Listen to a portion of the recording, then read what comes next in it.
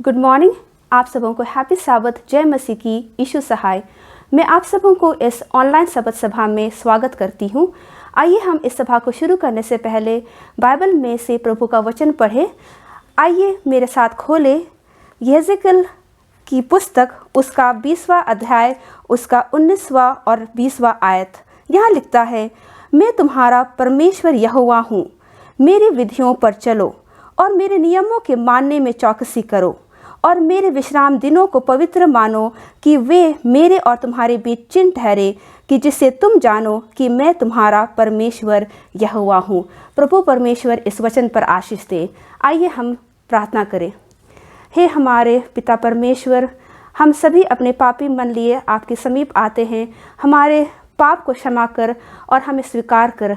पिता परमेश्वर, हम धन्यवाद देते हैं कि आपने हम सबों को सुरक्षित और चंगा रखा, कि हम सभी दूर रह के भी एक साथ ऑनलाइन सभा में जुड़ कर के आपकी प्रशंसा और आपकी उपासना कर सके। पिता परमेश्वर, मैं प्रार्थना करती हूँ उन सभी बीमार और पीड़ित लोगों के लिए जो दुखी है, जो बीमार हैं, उन पर अपना हाथ रख ताकि वो चंगाई प्राप्त करे और आपकी महिमा करे। पिता परमेश्वर, प्रार्थना करते हैं सारे स्कूल्स, सेक्शंस, चर्च और जितने भी लोग जहाँ काम करते हैं, हॉस्पिटल और अन्य जगह, प्रार्थना करते हैं पादरियों के लिए और यूनियन और डिवीज़न के लिए। सभी के ऊपर अपना हाथ रख कि आपका वचन हम सभी और बढ़ा सके। पिता परमेश्वर, आज इस पूरी सभा को आपके हाथों में रखते हैं। आप इस पर आशीष दे ताकि इस सभा से हम सभी आशीषित हो सके। इस छोटी सी विनती यीशु मसीह के नाम से मांगते हैं, आमीन। परमेश्वर से डरो, उसकी महिमा करो, न्याय का समय आया है, उसका भजन करो। परमेश्वर से डरो, उसकी महिमा करो, न्याय का समय आया है, उसका भजन करो। हर जाति के, हर कुल भाषा के लोगों, सनातन सुसमाचार आज तुम सुनो। हर जाति के, हर कुल भाषा के लोगों, सनातन सुसमाचार आज तुम सुनो। परमेश्वर से डरो, उसकी महिमा करो, न्याय का समय आया है, उसका भजन करो। परमेश्वर से डरो, उसकी महिमा करो, न्याय का समय आया है, उसका भजन करो। गिर गया बड़ा बबुल सच्चाई के नियम के सिद्धांत से गिर गया है, उसे निकल आओ। गिर गया बड़ा बबुल सच्चाई के नियम के सिद्धांत से गिर गया है, उसे निकल आओ। परमेश्वर से डरो, उसकी महिमा करो, न्याय का समय आया है, उसका भजन करो। परमेश्वर से डरो, उसकी महिमा करो, न्याय का समय आया है, उसका भजन करो।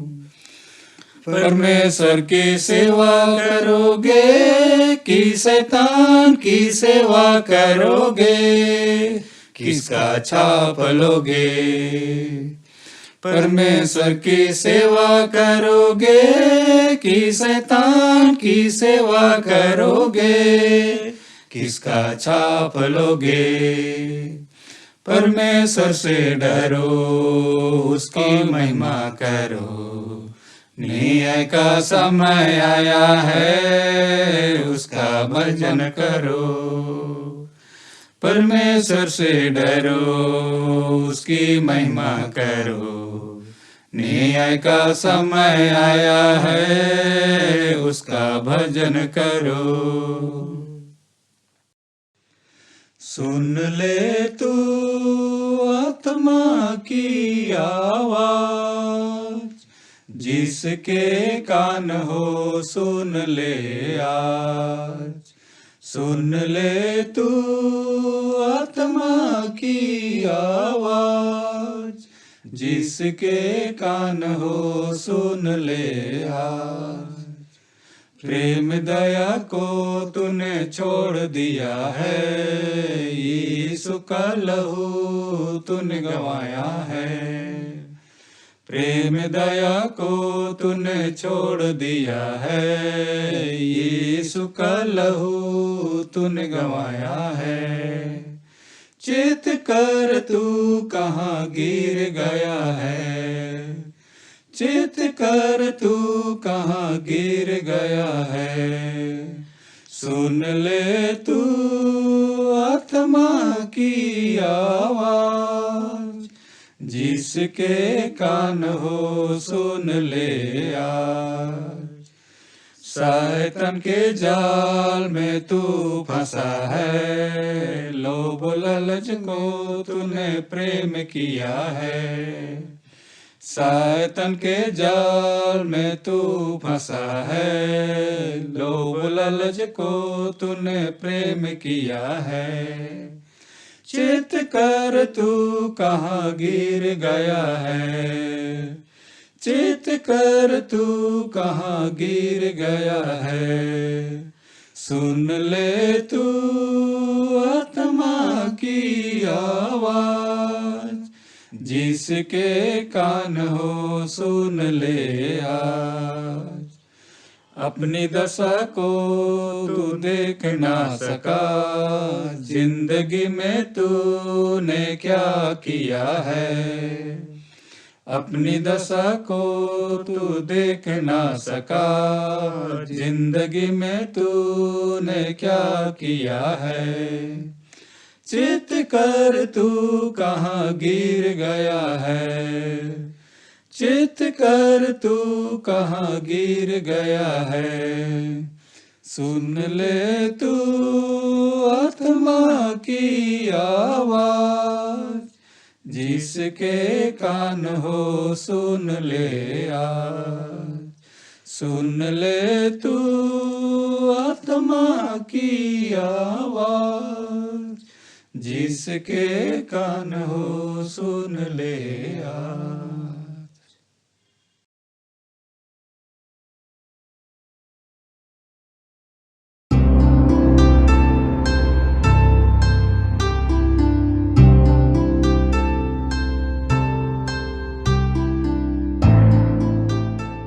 पहले ईंट रखे जाने के पहले से ही परमेश्वर का हाथ आवश्यक जीवन केंद्र प्रभाव के एक शहरी केंद्र जो बाटमबोंग कंबोडिया की तीसरी सबसे बड़े शहर में था।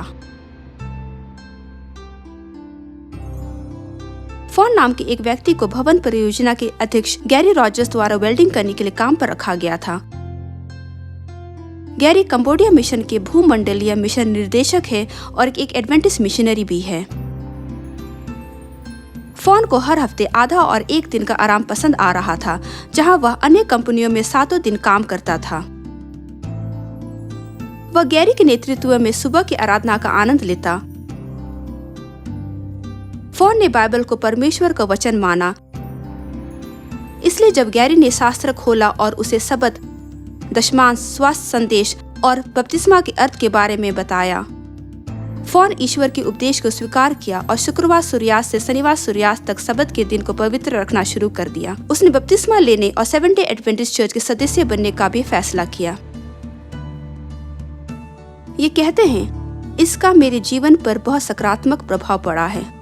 मुझे सबत के बारे में सच्चाई मिली जिसने मुझे खुश किया, क्योंकि मैं बाइबल का पालन करना चाहता हूँ। इससे मुझे बहुत खुशी मिलती है। अब मैं उन विश्वासियों के समूह के साथ हूँ जो बाइबल का पालन करते हैं, विशेषकर सबत की आराधना। जब कोविड-19 ने कंबोडिया के सभी चर्चों और स्कूलों को बंद कर दिया, तो फोन अपने परिवार के साथ अधिक समय बिताया और उन्हें बाइबल का अध्ययन कराया। उन्होंने भी सबत को स्वीकार किया और बपतिस्मा के द्वारा अपना जीवन समर्पित कर दिया। कई अन्य लोगों ने यीशु को इस शहरी प्रभाव केंद्र के मंत्रालय के माध्यम से जाना है, जिसे UCI के रूप में भी जाना जाता है। और बाटमबॉन्ग सेंट्रल चर्च फोन जैसे साधकों को अपने चर्च परिवार से जोड़ने के लिए जो कार्य केंद्र कर रहा है, उसके लिए बहुत आभारी है। सभी अलग अलग वर्ग के लोग जो अन्यथा चर्च में प्रवेश नहीं करते हैं, अपने जीवन को बेहतर बनाने के लिए UCI और बाटमबॉन्ग चर्च में आते हैं। चाहे वह भाषा की कक्षा, संगीत की कक्षाओं या शाकाहारी रेस्तरां के माध्यम से हो, UCI जीवन के विभिन्न क्षेत्रों के लोगों के लिए सही मिलने का स्थान प्रदान करता है। महामारी से पहले हर दिन 100 से अधिक लोग केंद्र में आ रहे थे और बाटमबॉन्ग सेंट्रल चर्च के प्रशिक्षित सदस्यों ने खुले हाथों से उनका स्वागत किया और यीशु के बारे में साझा किया। UCI और बाटमबॉन्ग सेंट्रल चर्च के संयुक्त मंत्रालय के माध्यम से लगभग 20 लोग पहले से ही यीशु को अपना जीवन दे चुके हैं और कई और बच्चे और युवा बाइबल का अध्ययन कर रहे हैं। ये कहते हैं, मेरी दुनिया भर के लोगों से प्रार्थना है और अनुरोध है कि यहाँ के केंद्र और चर्च के लिए प्रार्थना करें। प्रार्थना करें कि चर्च आत्मा और संख्या दोनों में विकसित हो और प्रेरित हो और इस समुदाय के चारों ओर परमेश्वर के सुसमाचार को साझा करने के लिए चलते रहे। आप देख सकते हैं, हमारे पास बास्केटबॉल कोर्ट और सॉकर बॉल फील्ड जैसी कई सुविधाएं हैं। प्रार्थना करें कि लोग हमारे साथ जुड़ने के लिए आएंगे ताकि उनका यीशु से परिचय हो सके। 13वीं सबत की भेंट में योगदान देने के लिए धन्यवाद, जिसने हमें प्रभाव का यह शहरी केंद्र बनाने में मदद की।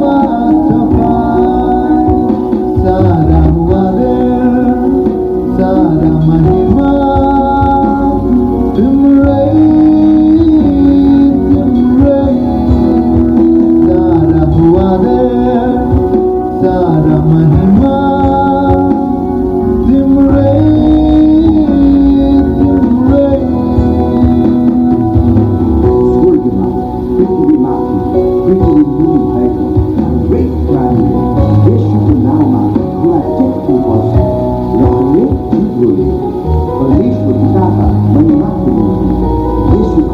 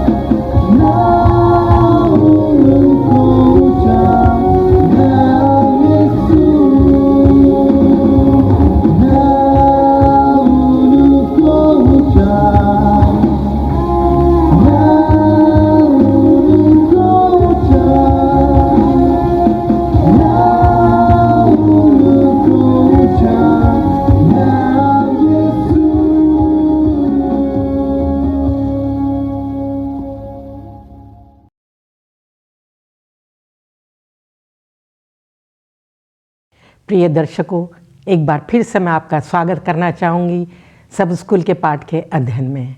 परमेश्वर ने भी हमें एक सुंदर अवसर दिया है कि हम NIU प्रेयर मिनिस्ट्री के द्वारा सब स्कूल के पाठ का अध्ययन मिलकर कर सकते हैं और परमेश्वर की आशीषों को पा सकते हैं।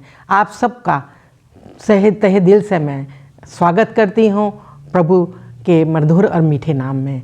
और स्वागत करना चाहूँगी हमारे बीच में जो हमारे मेहमान हैं, पास्टर फ्रैंकलिन फ्रांसिस, आपका स्वागत करती हूँ, और पास्टर भारती आपका, कि आप दोनों भी हमारे साथ हो सकते हैं हमारे सब स्कूल के पाठ का अध्ययन कराने के लिए। प्रिय दर्शकों, इससे पहले कि हम अपने पाठ को शुरू करें, हम चाहेंगे कि परमेश्वर हमारी दुआ में अगुवाई करे, और पास्टर फ्रैंकलिन से चाहते हैं कि वो हमारी दुआ हमारे साथ के लिए करें। आइए प्रार्थना करें।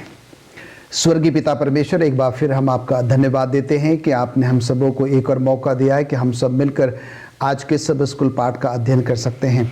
प्रभु, हम आपका धन्यवाद देते हैं कि आपने पास्टर भारती, मिसेस भारती को और मुझे चुना है कि आज का सब स्कूल पाठ हम अपने दर्शकों के साथ साझा कर सकते हैं।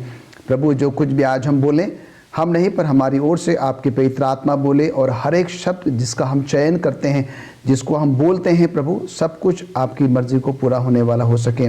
हम प्रभु अपने लिए और अपने दर्शकों के लिए प्रार्थना करते हैं कि आज के सब स्कूल पाठ से हम बहुत कुछ सीख सकें। प्रभु, हमारे पापों को आप माफ़ करें। प्रभु यीशु मसीह के नाम से मांगते हैं, आमीन। आमीन। प्रिय दर्शकों, हम 2022 के पहले त्रैमास में हैं, जैसा कि आप सब जानते हैं, जिसका शीर्षक है इब्रानियों अंत समय के लिए एक संदेश। और आज हम पाठ 7 का अध्ययन करने जा रहे हैं। इसका शीर्षक इस प्रकार से है, यीशु हमारे प्राण के लिए एक लंगर। और जो कि हमारा आज याद वचन भी इसी शीर्षक को लेकर चलता है, जो कि बहुत ही महत्वपूर्ण होने वाला है। अजीज़ों, आइए हम इस याद वचन को पढ़ लेते हैं, जो कि इब्रानियों की किताब उसके 6 अध्याय की 19 और 20वीं आयतें हैं, जिनको आप खोल सकते हैं, पढ़ सकते हैं मेरे साथ। आइए हम पढ़ें। इसमें इस तरह से लिखा है, वह आशा हमारे प्राण के लिए ऐसा लंगर है जो स्थिर और दृढ़ है और पर्दे के भीतर तक पहुंचता है, जहां यीशु ने मेलिकिसिदक की रीति पर सदा काल का महायाजक बनकर हमारे लिए अगुआ के रूप में प्रवेश किया है। परमेश्वर के इस वचन के पढ़े जाने और सुने जाने पर हम सबको आशीष मिले। अजीज़ों, आप सब जैसा कि जानते हैं कि हम इब्रानियों की पुस्तक का अध्ययन कर रहे हैं, और पौलुस जो है हमें इन अध्ययनों में, परमेश्वर के इस अध्ययन में बहुत सी बातों के लिए हमें वो उत्साहित करता है और सचेत भी करता है, हमें सावधान भी करता है। जैसा कि आज का लेसन है, जिसमें आज विचार विमर्श होगा कि हम किन किन बातों से प्रभु पर आशा रखें, धीरज रखें, दृढ़ता के साथ प्रभु यीशु जो हमारा एक लंगर की तरह है, जिस तरह से एक जो बहुत बड़ी शिप को एक लंगर संभालता है, जो वो मजबूती से टिक जाता है, तो चाहे कितनी भी आंधियाँ आएँ, वो जो है जहाज़ डूबता नहीं। उसी तरह से प्रभु यीशु को वो एक शब्द चित्र के लंगर के उसमें प्रकट करता है और बताना चाहता है, हमें उत्साहित करता है कि हम प्रभु यीशु को अपने जीवन में थामे रखें, उस पर आशा रखें, उस पर भरोसा रखें, और अपने आने वाले समय के लिए अपने जीवन को तैयार करने वाले हो सके। सचेत रहें, सावधान रहें। बहुत सी बातें आज हम विस्तार से सीखेंगे अपने अजीज़ों के साथ। आइए हम जो है अपने अध्ययन को शुरू करते हैं। रविवार का शीर्षक को लेते हैं, जिसका शीर्षक है परमेश्वर की ओर से बेहतरीन चीज़ों को परखना। और मैं चाहती हूँ पास्टर भारती हमें समझाए परमेश्वर की कौन सी बेहतरीन चीज़ें हैं जिनको हमें परखना है, उनके स्वाद को चखना है। जैसा कि आपने अभी सुना मिसेस भारती के द्वारा कि इस त्रैमास में हम इब्रानियों की किताब से जो हम सीख रहे हैं, और आज खास करके हम इब्रानियों की किताब उसके 6 अध्याय के कुछ आयतों को जो है, जो गूढ़ बातें हैं, जो मुश्किल बातें हैं, जो थोड़ी समझने से हमें तकलीफ़ होती है, उन बातों को सीखने के लिए मैं और पास्टर फ्रैंकलिन आज आपके सामने हैं। और जो अभी सवाल पूछा गया है कि परमेश्वर की ओर से कौन सी ऐसी खास चीज़ें हैं, कौन सी ऐसी बेहतरीन चीज़ें हैं जिनको हमें जो है अपने जीवन में अनुभव करने की ज़रूरत है, परखने की ज़रूरत है। इसके लिए मैं इब्रानियों की किताब उसके 6 अध्याय की केवल 4 और 5वीं आयत जो है यहाँ पर पढ़ना चाहता हूँ, जिसमें लिखा है, क्योंकि जिन्होंने एक बार ज्योति पाई है और जो स्वर्गीय वरदान का स्वाद चख चुके हैं और पवित्र आत्मा के भागी हो गए हैं और परमेश्वर का उत्तम वचन का और आने वाले युग की सामर्थ का स्वाद चख चुके हैं। ये 2 आयतों को जो है मैं आज आपको बताना चाहता हूँ, जो पौलुस रसूल जो है यहाँ पर मुझे और आपको बताना चाहते हैं इन 2 आयतों के द्वारा। सबसे पहले पौलुस रसूल जो है यहाँ पर उन लोगों के लिए बात कर रहे हैं जिन्होंने अपने जीवन में यीशु मसीह को जो है वो ग्रहण कर लिया है, जिन्होंने यीशु मसीह को अपने जीवन में पा लिया है।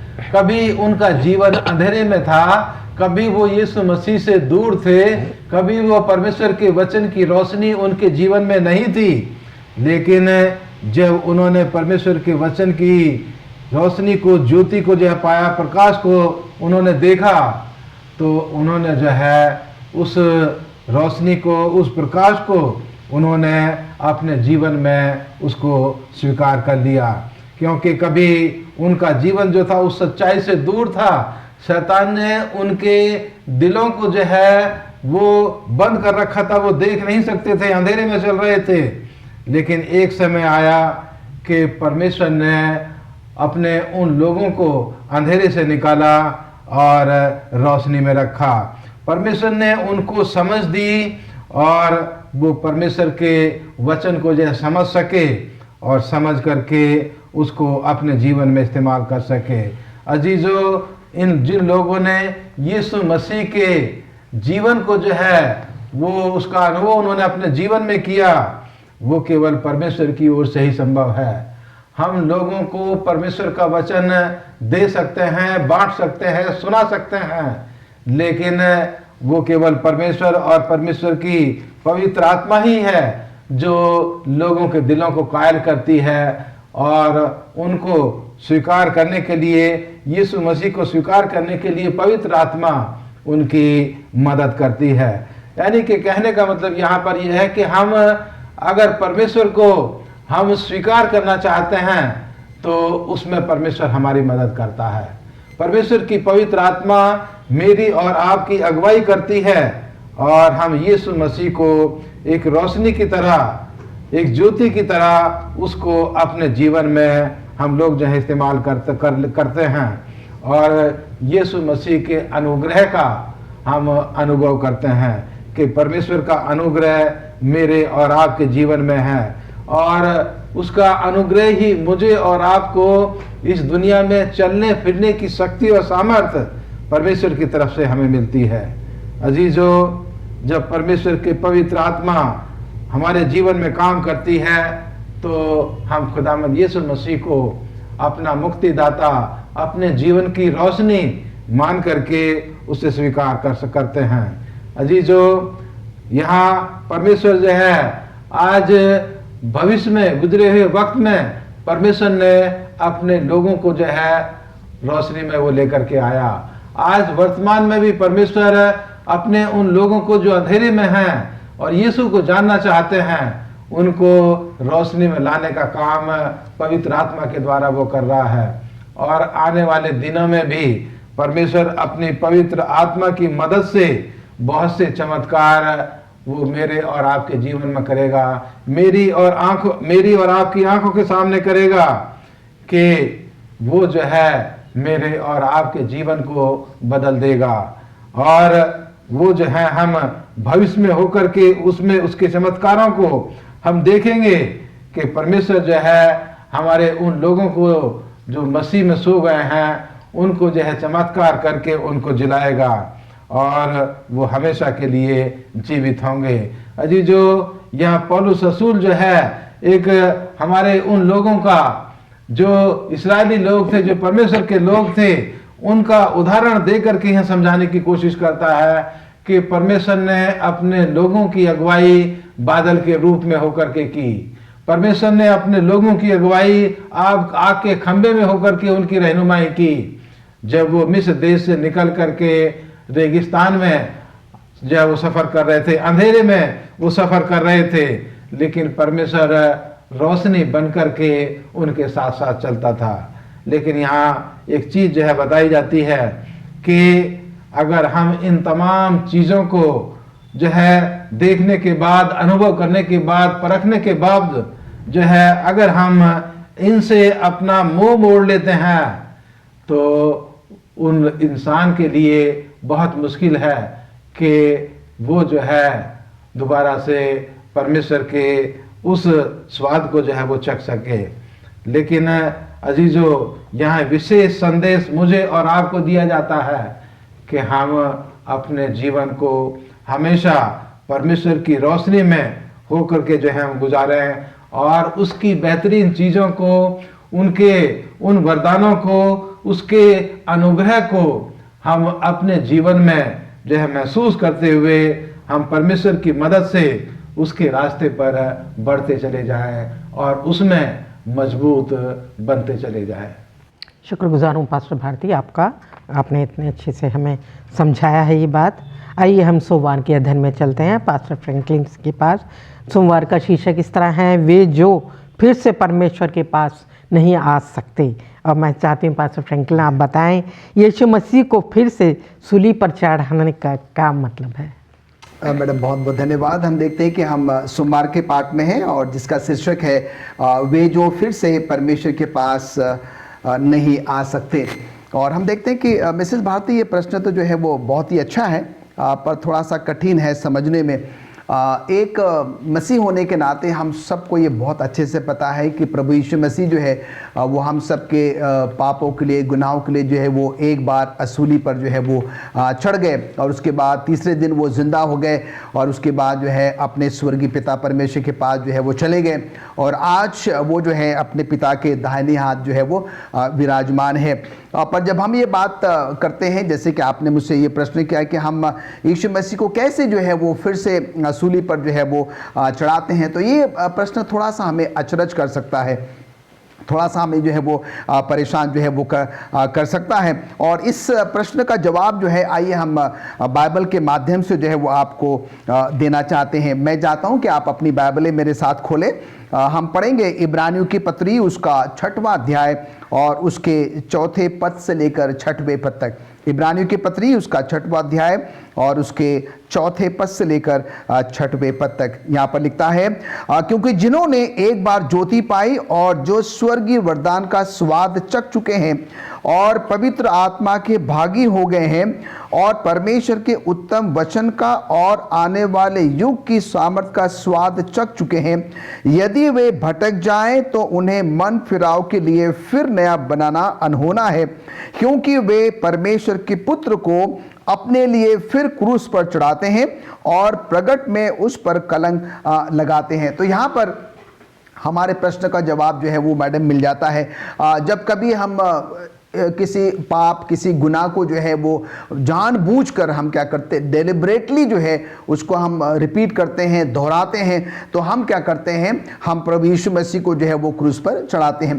जैसे कि मैंने आपको पहले बताया कि जब हमने पाप किया, गुनाह किया, जो मृत्यु जो है वो हमने सहनी थी और हमारे बदले में जो है प्रभु यीशु मसीह क्या हो गया, उस क्रूस पर जो है वो चढ़ गया, सूली पर जो है वो चढ़ गया।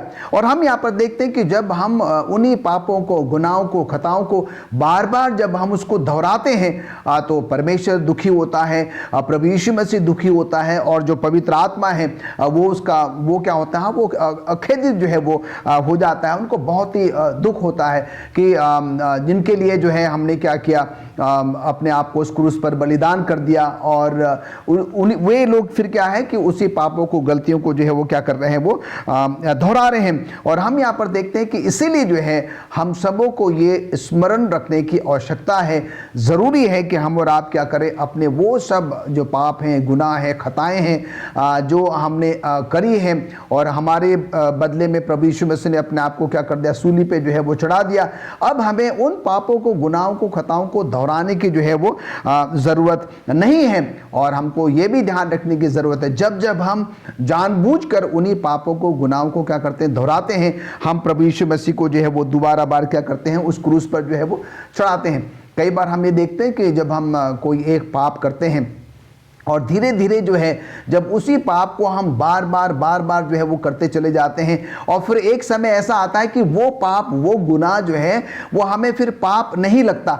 हम इतने अभ्यस्त हो चुके होते हैं, फिर हमारे निगाह में वो पाप, वो गुनाह जो है, वो पाप या गुनाह जो है बिल्कुल भी नहीं रह जाता और हम ऐसे करते करते क्या हो जाते हैं, प्रभु परमेश्वर से बहुत जो है वो दूर हो जाते हैं। मैं चाहता हूं कि आप मेरे साथ अपनी बाइबल फिर एक बार खोलें, मत्ती उसका 16वां अध्याय और उसका 24वां पद। मत्ती और उसका 16वां अध्याय उसको 24वें पद में लिखता है, यीशु मसीह ने हमें अपना क्रूस उठाने के लिए कहा है। इसका मतलब ये होता है कि हमें अपना जो पुराना मनुष्य तत्व है उसे त्यागने की जरूरत है।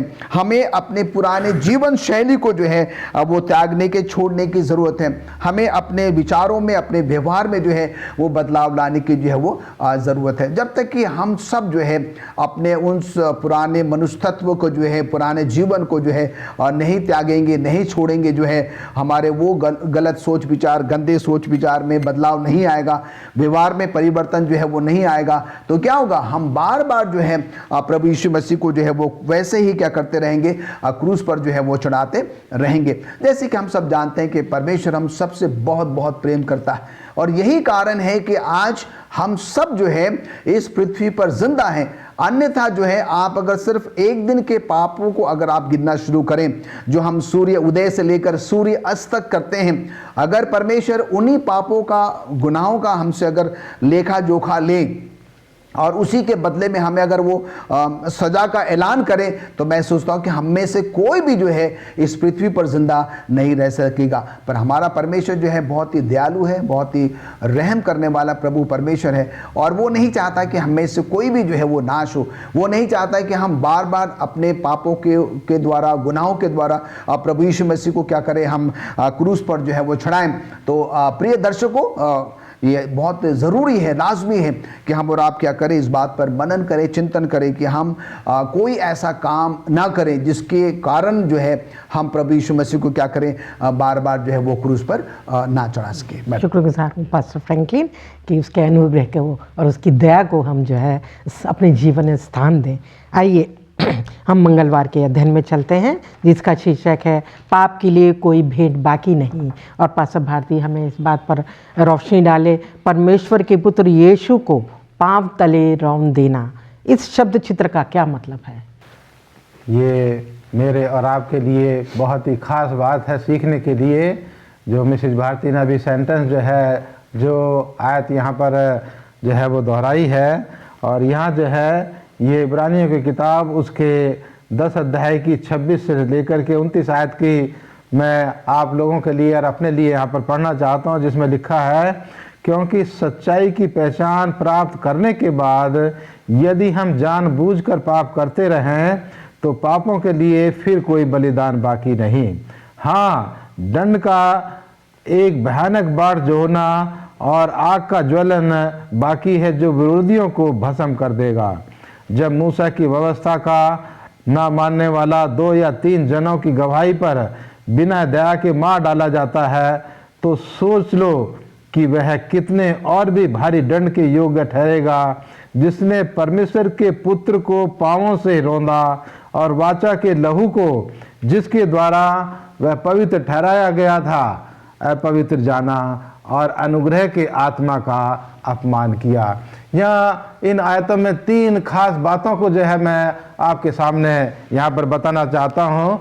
सबसे पहला कि जिन्होंने परमेश्वर के पुत्र को जो है अपने पांव से रौंदा, इस आयत का जो है यहाँ पर क्या मतलब यहाँ पर दिखाया गया है।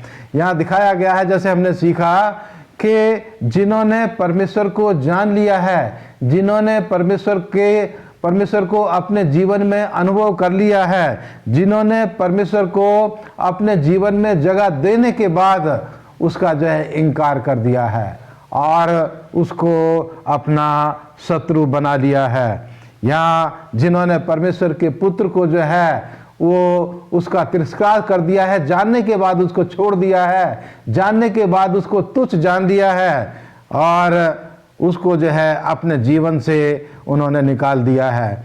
दूसरी बात कि जिन्होंने परमेश्वर यीशु मसीह के बलिदान का जो है वो उसको तुच्छ जाना है, जिन्होंने परमेश्वर के उन महान बलिदान की कीमत को उन्होंने ठुकरा दिया है, और जिन्होंने यीशु मसीह के बलिदान को जो है वो उसको बेमतलब जाना है।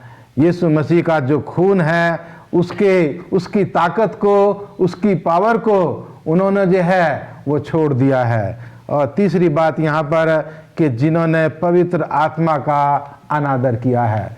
इन तमाम चीज़ों को जानने के बाद, यीशु मसीह को अपना मुक्तिदाता ग्रहण करने के बाद, यीशु मसीह को परमेश्वर का बेटा जान लेने के बाद, जिसको उन्होंने अपने पैरों के नीचे जो है वो रौंद दिया है या उसका तिरस्कार कर दिया है या उसको अपना शत्रु मान लिया है, ये उसके लहू का जो है उन्होंने अनादर किया है, उसके लहू की कीमत को उन्होंने जो है वो बहुत सस्ते में लिया है, या उसके लहू की ताकत को जो है, शक्ति को उन्होंने तिरस्कार कर दिया है। और यीशु परमेश्वर की पवित्र आत्मा का बार बार उन्होंने अनादर किया है, उसको अस्वीकार किया है। ये तीन बातें जो हैं यहाँ पर बताई गई हैं कि जो व्यक्ति बार बार इन तीन बातों को अपने जीवन में दोहराता रहता है, और जैसा अभी पास्टर फ्रैंकलिन ने बताया कि उनके मन इस तरह से करने से हठीले हो जाते हैं, और उन व्यक्तियों के लिए अब कोई रास्ता बाकी नहीं, उन लोगों के लिए कोई भेंट बाकी नहीं जिसके द्वारा वो अनंत जीवन प्राप्त कर सके। शुक्रगुजार हूँ पास्टर भारती आपका, आपने इतने अच्छे ढंग से हम सिखाया। अजीज़ो, पौलुस हमें सचेत करता है, सावधान करता है। उन लोगों के लिए बहुत ख़तरा है जो प्रभु मसीह की उस अनुग्रह को, उस बलिदान को अपने जीवन में जगह नहीं देते, भूल जाते हैं। आइए हम जो हैं बुधवार के अध्ययन में चलते हैं, जिसका शीर्षक है बेहतरीन चीज़ें। और पास्टर फ्रैंकलिन से मैं चाहती हूँ इस बात को बताएं, पौलुस अपने पाठकों से, लोगों से क्या चाहता है? बड़ा ही अच्छा प्रश्न है, और हम बुधवार के पाठ में हैं जिसका शीर्षक है बेहतर चीज़ें। और संत पौलुस जो है ऐसी बहुत सारी बातें हैं जो अपने पाठकों के साथ, अपने लोगों के साथ जो है वो साझा करना चाहता है।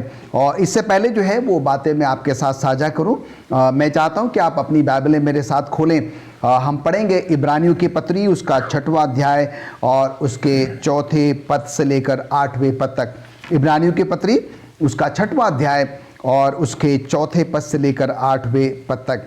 यहाँ पर इस प्रकार से लिखता है, क्योंकि जिन्होंने एक बार ज्योति पाई है और जो स्वर्गीय वरदान का स्वाद चख चुके हैं और पवित्र आत्मा के भागी हो गए हैं और परमेश्वर के उत्तम वचन का और आने वाले युग की सामर्थ का स्वाद चख चुके हैं, यदि वे भटक जाएं तो उन्हें मन फिराव के लिए फिर नया बनाना अनहोना है, क्योंकि वे परमेश्वर के पुत्र को अपने लिए फिर क्रूस पर चढ़ाते हैं और प्रगट में उस पर कलंक लगाते हैं। क्योंकि जो भूमि वर्षा के पानी को जो उस पर बार बार पड़ता है पी पी कर जिन लोगों के लिए वो ज्योति बोई जाती है, उनके काम का साग पात उपजाती है, वो परमेश्वर से आशीष पाती है।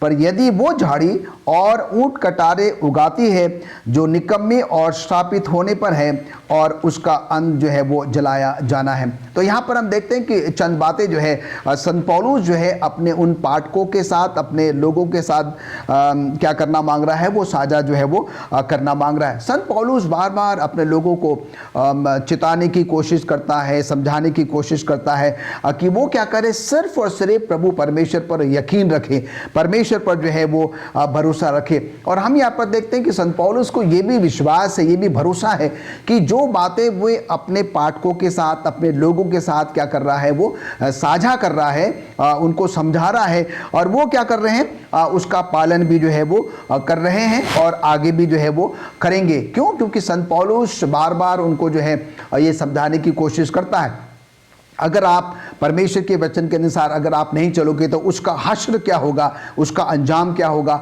और अगर आप परमेश्वर के वचन के अनुसार चलोगे जो है तो उसका प्रतिफल जो है वो क्या होगा। और अब हम यहाँ पर देखते हैं कि मैडम, जो आपने कहा कि संत पौलुस अपने पाठकों से, अपने लोगों से जो है वो क्या चाहता है। संत पौलुस चाहता है कि उसके जो लोग हैं वो क्या करें, दया का काम करें, मदद का काम करें, सेवा टहल करने का काम करें, एक दूसरे के अंदर में वो जो है परस्पर प्रेम जो है वो कायम रखें और गरीबों और ज़रूरतमंदों की क्या करें, वो सेवा टहल करें, मदद करें और हमेशा जो है वो भलाई का काम क्या करते रहे, वो करते रहे। और उनके अंदर में अगर किसी कारणवश एक आलस्य है, आलसीपन है, तो संत पौलुस चाहता है कि वो क्या करे, उसको बिल्कुल भी जो है वो निकाल के जो है वो बाहर करें और किसी भी परिस्थिति में जो है वो कभी भी जो है वो हार ना माने और अपना संपूर्ण विश्वास और भरोसा जो है, यकीन सिर्फ और सिर्फ जो है वो प्रभु परमेश्वर पर जो है वो रखें।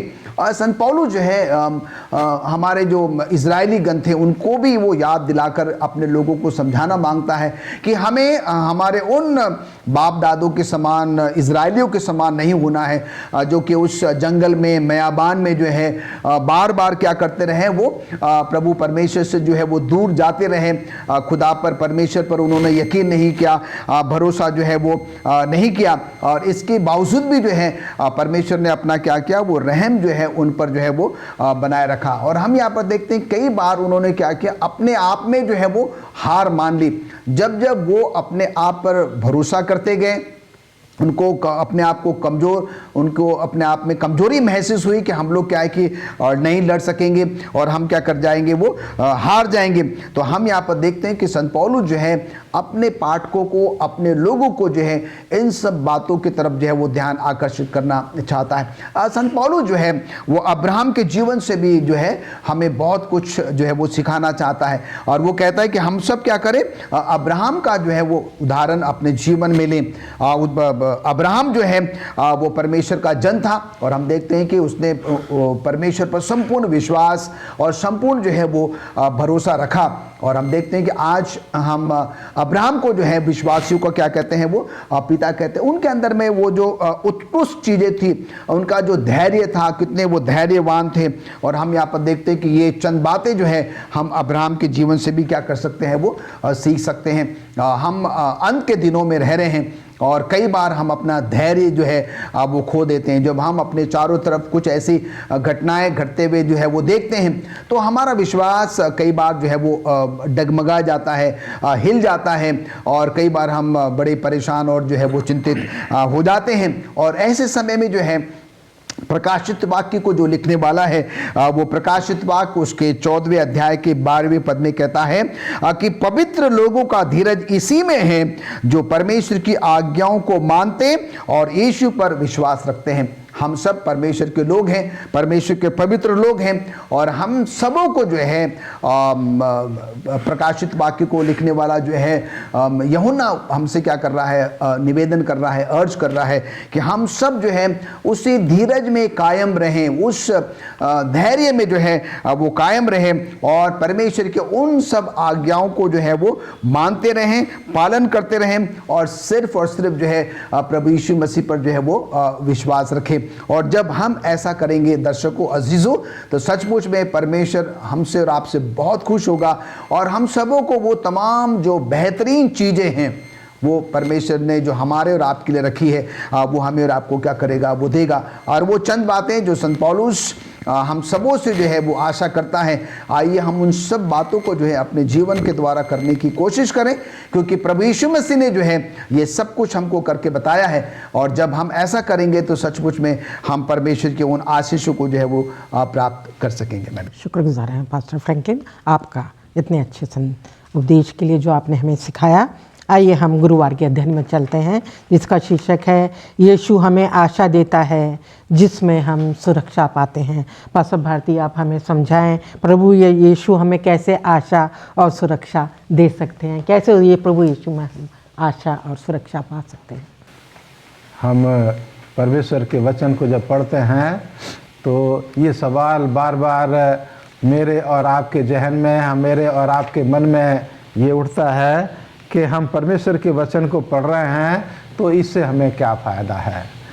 ये आज जो है हम यहाँ पर सीखना चाहेंगे और इसी को एक ख़ास आयत इसके लिए मैं पढ़ना चाहूँगा। इब्रानियों की किताब उसके 6 अध्याय की यहाँ 17 आयत से लिखा है, इसलिए जब परमेश्वर ने प्रतिज्ञा के वारिसों पर और भी साफ रीति से प्रकट करना चाहा कि उसका उद्देश्य बदल नहीं सकता, तो शपथ को बीच में लाया, ताकि दो बेबदल बातों के द्वारा जिनके विषय में परमेश्वर का झूठा ठहरना अनहोना है, दृढ़ता से हमारा ढांढस बांध जाए, जो शरण लेने को इसलिए दौड़े हैं कि उस आशा को जो सामने रखी हुई है प्राप्त करें। वह आशा हमारे प्राण के लिए ऐसा लंगर है जो स्थिर और दृढ़ है और पर्दे के भीतर तक पहुंचता है। तो यहाँ जो है उसी उम्मीद का यहाँ पर जिक्र किया गया है खास करके, और ये हम देखेंगे कि परमेश्वर ने जो उम्मीद हमारे गुजरे हुए समय में, भविष्य काल में जो उसने हमारे बुजुर्गों के सामने रखी, उस को वो उदाहरण मेरे और आपके सामने है कि उसने जो वादा अब्राहम के साथ किया और उस वादे को परमेश्वर ने पूरा किया। परमेश्वर ने जो वादा अपने जन दाऊद के साथ किया, उस वादे को परमेश्वर ने जो है वो पूरा किया। परमेश्वर ने अपने जन मूसा की प्रार्थना को जो है ऐसे वक्त में सुना जब उसके लोग जो थे वो उससे दूर जाने पर थे, और मूसा ने जो है अपने पिता परमेश्वर से जो है प्रार्थना की और उसकी आवाज़ को जो है सुना गया। अजीजों, यहाँ भजन संहिता 89 अध्याय में जो इस भजन का लिखने वाला ऐतान है, वो जो है कहता है कि परमेश्वर जो है वो हमेशा हमारी मदद करने के लिए वो तैयार रहता है। हम जिस परमेश्वर पर भरोसा करते हैं, हमारे सामने उदाहरण है कि उसने हमारे बुजुर्गों की जो है वो मदद की, हमारे बुजुर्गों से किए हुए वादों को उसने जो है पूरा किया, और वो आज भी मुझे और आपको, मेरा और आपके साथ अपने वचन के द्वारा उसने जो वादा किया है उसको भी वो पूरा करने के लिए वो हमेशा तैयार है। वो जो है अपने इस भजन में कहता है कि मैं अपनी वाचा को कभी ना तोड़ूंगा और मेरे मुंह से जो निकल चुका मैं उसको कभी भी वापस नहीं लूँगा। यानी कि जो वादे उसने अपने लोगों के साथ किए हैं वो उनको हमेशा पूरा करता है, उनसे वो कभी हटता नहीं, उनको वो कभी भूलता नहीं। और यहाँ जो है दूसरा लिखा है कि इस उम्मीद को, इन वादों को जो उसने हमारे साथ किए हैं, इन वादों को पूरा करने के लिए जिस तरह से उसने जो है ये वादा किया है कि मैं अपने लोगों को स्वर्ग लेकर के जाऊंगा, जो मुझ में विश्वास करते हैं वो मेरे साथ स्वर्ग में रहेंगे। और इसका इंतज़ाम करने के लिए भी वो इस दुनिया में आया, उसने अपना जीवन जो है वो बलिदान कर दिया, वो मर कर के जी उठा और फिर आसमान पर गया, मुझसे और आपसे पहले मेरे और आपके लिए जगह तैयार करने के लिए। और आज पिता परमेश्वर के दाहिने तरफ जो है उसको सम्मान और आदर के साथ, उसको आदर के साथ जगह दी गई है। वो मेरे और आपके लिए आज जगह तैयार करता है, जैसा यूहन्ना 14 अध्याय की 1 से 3 आयत में लिखा है कि वो मुझे और आपको ले जाने के लिए, मुझे और आपको अपने पास रखने के लिए वो जगह तैयार कर रहा है। और यही उम्मीद है जो मुझे और आपको मजबूत करती है, मुझे और आपको विश्वास में मजबूत करके रखती है। शुक्रगुजार हूँ पास्टर भारती आपका, इतने अच्छे से आपने हमें समझाया। आइए हम शुक्रवार के अध्ययन में चलते हैं और पास्टर फ्रैंकलिन से जानना चाहेंगे इस विषय पर, परमेश्वर हमें अपने जीवन को पूरी तरह से उसके नियंत्रण में देने को क्यों कहता है? बड़ा ही अच्छा प्रश्न है मैडम। और हम देखते हैं कि आज का अगर सब स्कूल पाठ का अगर हम निचोड़ निकालें तो चंद बातों के माध्यम से संत पौलुस हमें यही समझाने की कोशिश कर रहा है कि क्यों परमेश्वर जो है हम सबों से ये आशा करता है कि हम अपने संपूर्ण जीवन को जो है वो प्रभु परमेश्वर को क्या करें, सौंप दें, और हमारे जीवन पर सिर्फ और सिर्फ जो है वो प्रभु परमेश्वर का जो है नियंत्रण जो है वो हो सके।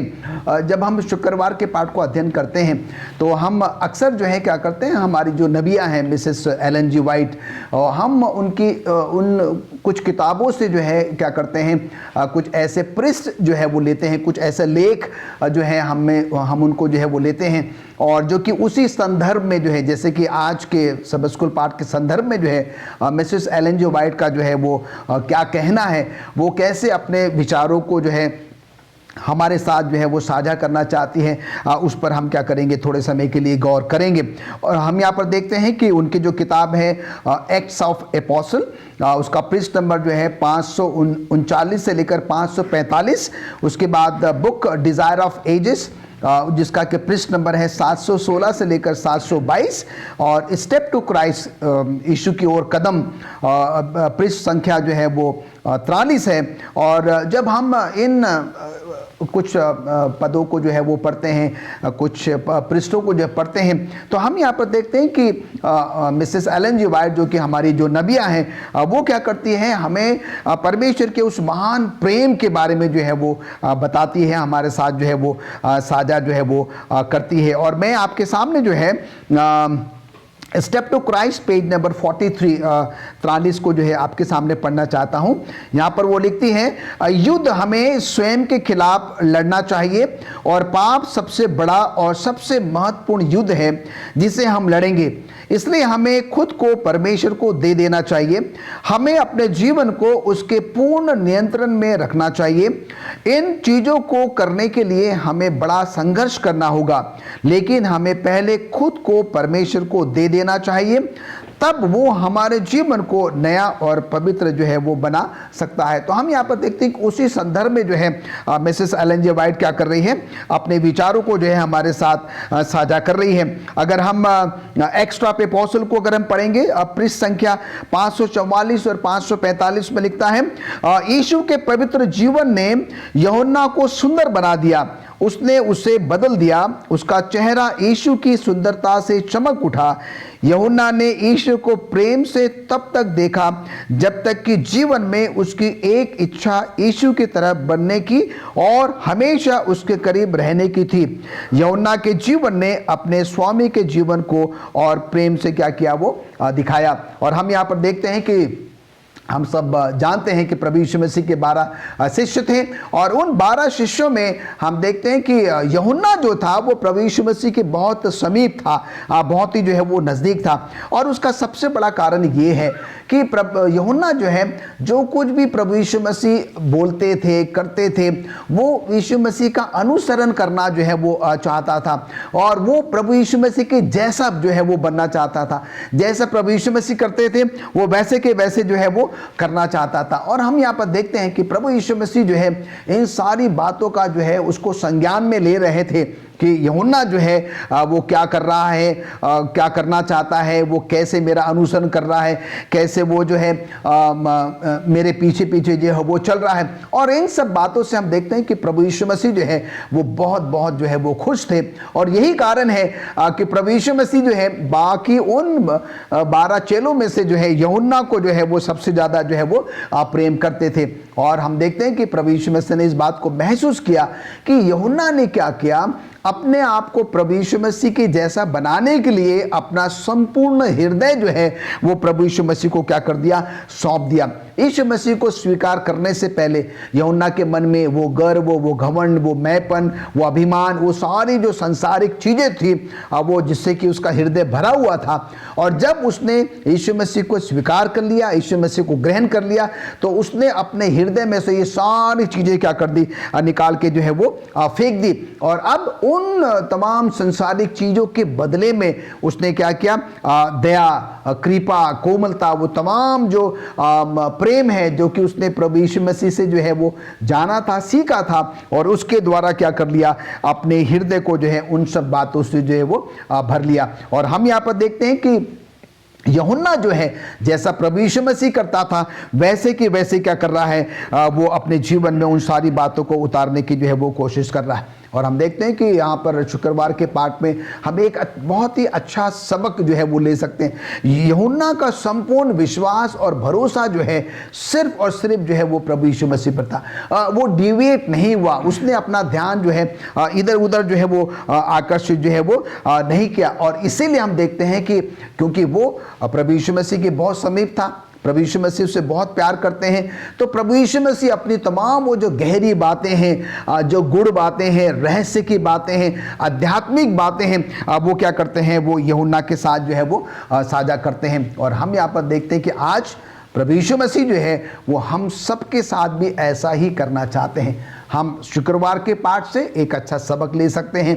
जैसे यूहन्ना ने जो है अपने जीवन में से, अपने हृदय में से वो जो तमाम चीज़ें थी, जो संसारिक चीज़ें थी, उनको निकाल कर जो है, जो आत्मिक चीज़ें थी जिनको कि उसने प्रभु यीशु मसीह से ग्रहण किया था, लिया था, उसको अपने हृदय में उसने बनाए रखा। और हम यहाँ पर देखते हैं कि अपना संपूर्ण विश्वास और भरोसा जो है उसने प्रभु यीशु मसीह पर रखा। आज हम भी वैसे ही जो है वो कर सकते हैं। तमाम जो हमारे अंदर में कमी खामियां हैं, पाप हैं, गुनाह है, संसारिक चीज़ें हैं, आइए हम सब उसको निकाल कर बाहर फेंकें, प्रभु यीशु मसीह को आमंत्रित करें और संपूर्ण जो नियंत्रण है वो सिर्फ और सिर्फ प्रभु यीशु मसीह को दे कि हमारे जीवन का पूरा कंट्रोल जो है वो सिर्फ और सिर्फ क्या करें, प्रभु यीशु मसीह के हाथों में रहें। और जब हम ऐसा करेंगे तो क्या होगा, परमेश्वर बहुत खुश होगा, प्रभु यीशु मसीह जो है वो हमसे बहुत खुश होगा और हमें वो सारी बातें जो उसने यूहन्ना के साथ साझा करी हैं वो हमारे साथ साझा करेगा और हमें और आपको क्या करेगा, अपने उस स्वर्गीय घर में क्या करेगा, वो प्रवेश कराएगा। तो आइए दर्शकों, इन चंद बातों से जो है हम एक बहुत अच्छा सबक लें। और जैसा प्रभु यीशु मसीह ने यूहन्ना को अपनाया है, प्रभु यीशु मसीह आज मुझे और आपको भी क्या कर सकता है, अपना सकता है। पर शर्त वही है, हमें उन तमाम संसारिक चीज़ों को अपने हृदय में से निकालना होगा, त्यागना होगा, छोड़ना होगा और उन अच्छी बातों को, गुड बातों को अपने हृदय में बसाना होगा। और जब हम ऐसा करेंगे तो हम क्या करेंगे, परमेश्वर के बहुत नज़दीक होंगे, परमेश्वर हमारे जीवनों से खुश होगा और हम अपने जीवनों के द्वारा बहुत सारे लोगों को प्रभु परमेश्वर के पास ला सकेंगे। मैडम जी, शुक्रगुजार हूँ पास्टर फ्रैंकलिन आपका। मैं धन्यवाद देती हूँ आप दोनों का, पास्टर भारती और पास्टर फ्रैंकलिन। आप दोनों ने इतने ढंग से हम लोग को, हमारे दर्शकों को समझाया, सिखाया। और दर्शकों, जैसा कि हम जानते हैं कि जब हम इस दुनिया में जीते हैं, दुनिया में चलते हैं, तो ये डगर जो है बहुत मुश्किल है। हमारी दुनिया की जो चीज़ें हैं हमारे जीवन में आती हैं, जो हमें जो है परमेश्वर से दूर करती हैं। अजीज़ों, हम लोग जो हैं भटक जाते हैं, जैसा कि इज़राइल के ज़माने में हुआ, वो लोग भटक गए, दूर हो गए। अजीज़ों, हमें जो है अपनी चारों तरफ की चीज़ों में डूबना नहीं है, खोना नहीं है। और यही बात पौलुस बार बार हमें समझाता है कि हम खतरे में पकड़ जाएंगे अगर हम प्रभु यीशु से दूर हो जाएंगे।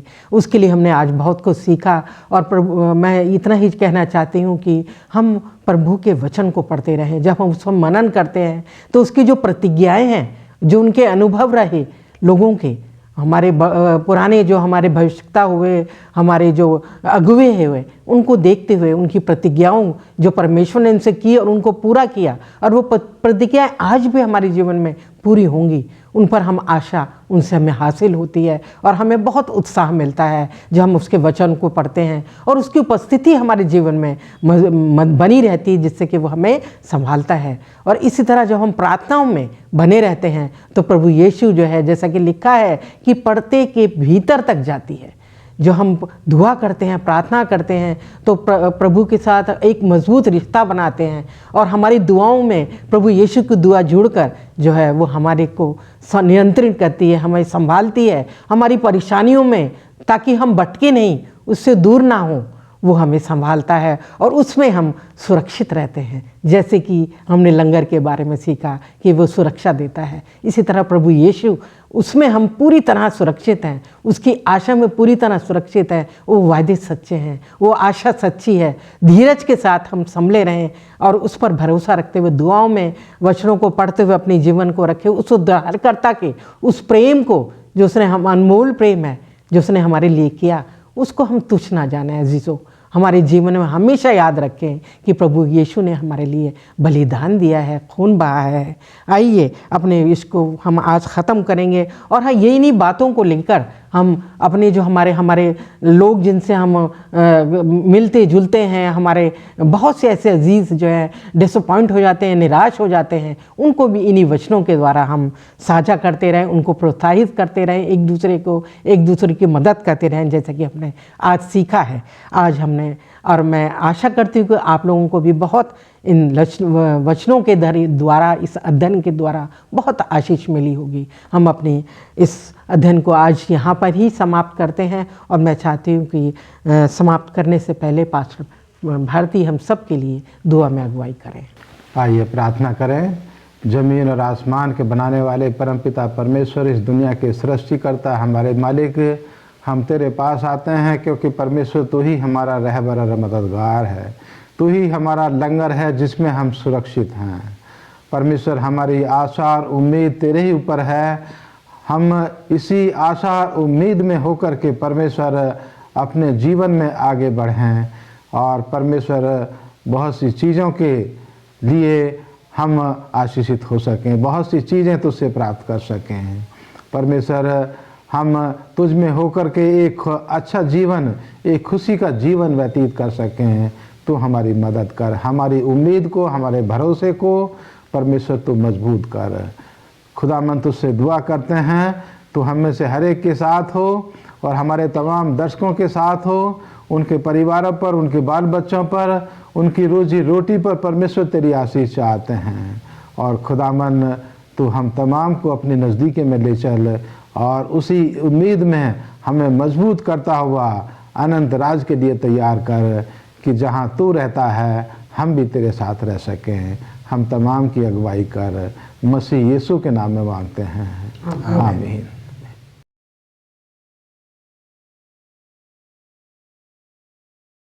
परमेश्वर को पहले रखना मुश्किल हो सकता है। हम कैन से क्या सीख सकते हैं जिसने परमेश्वर को पहले रखने से इनकार कर दिया? आदम और हवा को आदन की वाटिका से निकाल दिया गया था जब कैन का जन्म हुआ था। उन्होंने एक साथ कटने का अनुभव किया। आदम ने पृथ्वी से जीविका उगाने के लिए कड़ी मेहनत की और उनके बच्चों ने निश्चित रूप से मदद की, जबकि वे काम करना शुरू करने के लिए पर्याप्त थे। कैन ने कृषि पर ध्यान केंद्रित किया, एबल ने भेड़ बकरियां रखी। दोनों ने सुना कि कैसे परमेश्वर ने उनके पापों को क्षमा करने और उनके शर्म को ढकने के लिए पहले जानवर की बलि दी। कैन और एबल दोनों ही बड़े होने पर परमेश्वर की आराधना करना चाहते थे। वे दोनों के पास जो कुछ था उसमें से उत्तम से भेंट ले आए। एबल अपने भेड़ बकरियां और उनकी उत्तम में से पहलौठों को ले आया, जबकि कैन भूमि के फल की भेंट लाया। परमेश्वर ने उस भेंट पर अनुग्रह की दृष्टि की जो एबल लाया, परंतु कैन की भेंट को ठुकरा दिया। कैन परमेश्वर और यहाँ तक कि स्वयं पर भी क्रोधित नहीं हुआ, वह अपने भाई एबल पर क्रोधित था। कैन ने स्पष्ट रूप से परमेश्वर के निर्देश को अस्वीकार कर दिया कि एक स्वीकार्य भेंट क्या होनी चाहिए थी। कैन को नम्रता से अपने भाई के साथ पशु बलि का प्रबंध करना चाहिए था। उसने ऐसा नहीं किया। शायद उसने सोचा था कि वह अपना सर्वश्रेष्ठ प्रदर्शन करेगा और पर्याप्त होना चाहिए। जब हमारे चंदा की बात आती है तो कभी कभी हम अपने नियम बनाने का निर्णय लेते हैं। यह एक गलती है। परमेश्वर परमेश्वर है और हम नहीं। हमें अपना दशमांश और चंदा के साथ क्या करना चाहिए इसका निर्देश स्पष्ट है और हमें उनका पालन करना चाहिए। एक बार खारिज कर दिया गया कैन खुद को कमजोर होने और परमेश्वर उसके माता पिता यहाँ तक कि अपने भाई के साथ भी बात कर नहीं सका। बिना किसी प्रतिरोध के आक्रोश ने कैन पर कब्जा कर लिया। परमेश्वर ने मदद करने की कोशिश की, लेकिन कैन ने परमेश्वर को अस्वीकार कर दिया। पाप ने उसके दिल पर कब्जा कर लिया और उसने अपने क्रोध और हिंसा के लिए सभी नियंत्रण को आत्मसमर्पण कर दिया। कैन इतिहास में पहले हत्यारे के रूप में लिखा गया। कैन ने परमेश्वर को पहले रखने से इनकार कर दिया। परिणाम उसके और उसके आसपास के लोगों के लिए भयानक थे। परमेश्वर का प्रेम हमें उसके राज्य को पहले रखने के लिए विवश करता है, जबकि कैन का उदाहरण आज हमारे लिए एक चेतावनी है। लेकिन हम कैन की तरह ना बने। जब हम अपना दशमांश और वादों को लौटाते हैं तो हमें परमेश्वर को पहले रखने की चुनौती दी जाती है।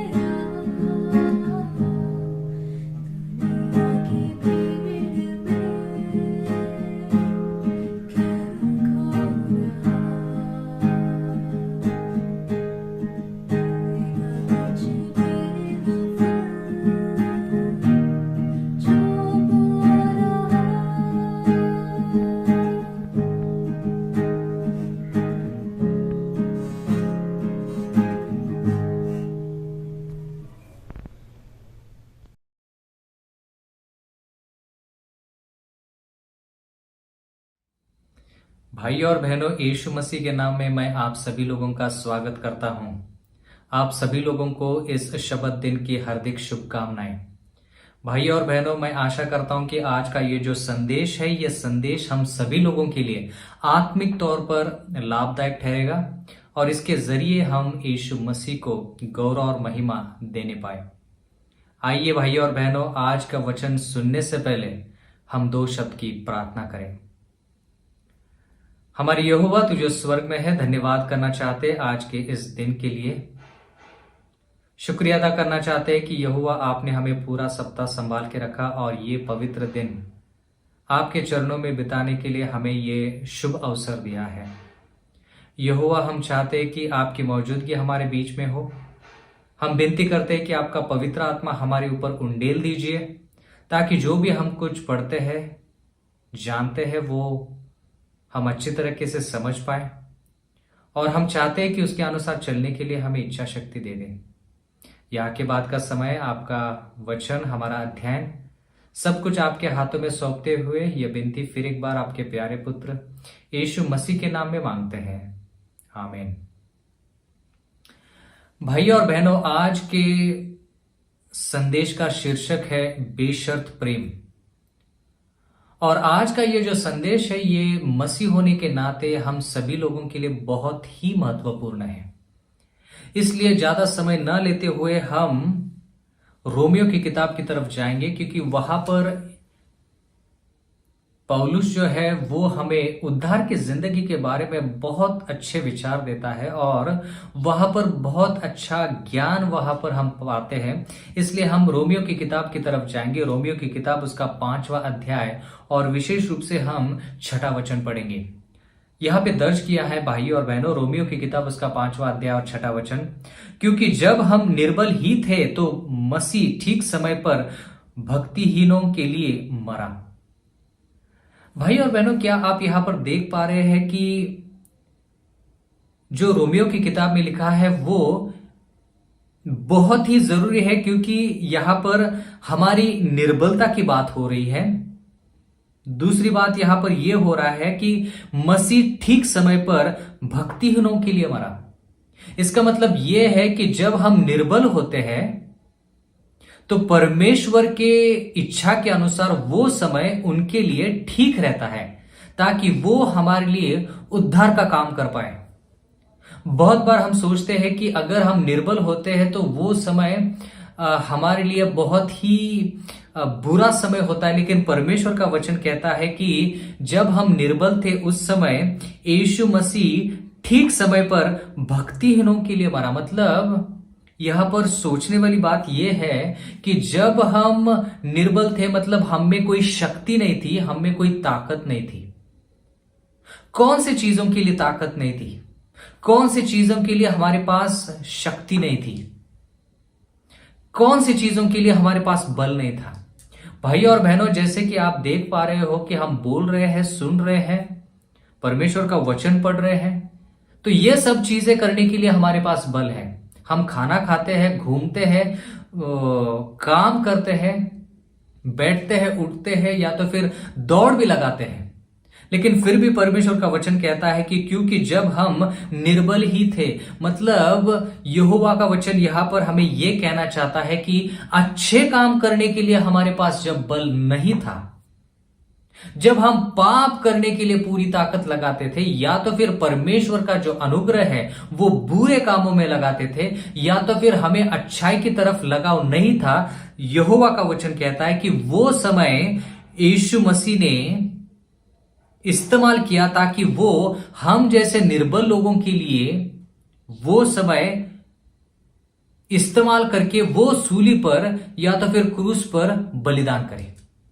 इसका मतलब यह है भाई और बहनों, यहोवा के वचन में आगे भी लिखा है, तो मसीह ठीक समय पर भक्तिहीनों के लिए मरा। मतलब जो लोग भक्तिहीन थे, जो लोग परमेश्वर की भक्ति नहीं करते थे, उन लोगों के लिए उस समय यीशु मसीह ने जान दी। इसका मतलब यह है भाई और बहनों, क्या आप गौर से सुन पा रहे हैं? यहां पर हम ये पढ़ रहे हैं कि यीशु मसीह हमारे लिए उस वक्त मरे जब हम निर्बल थे।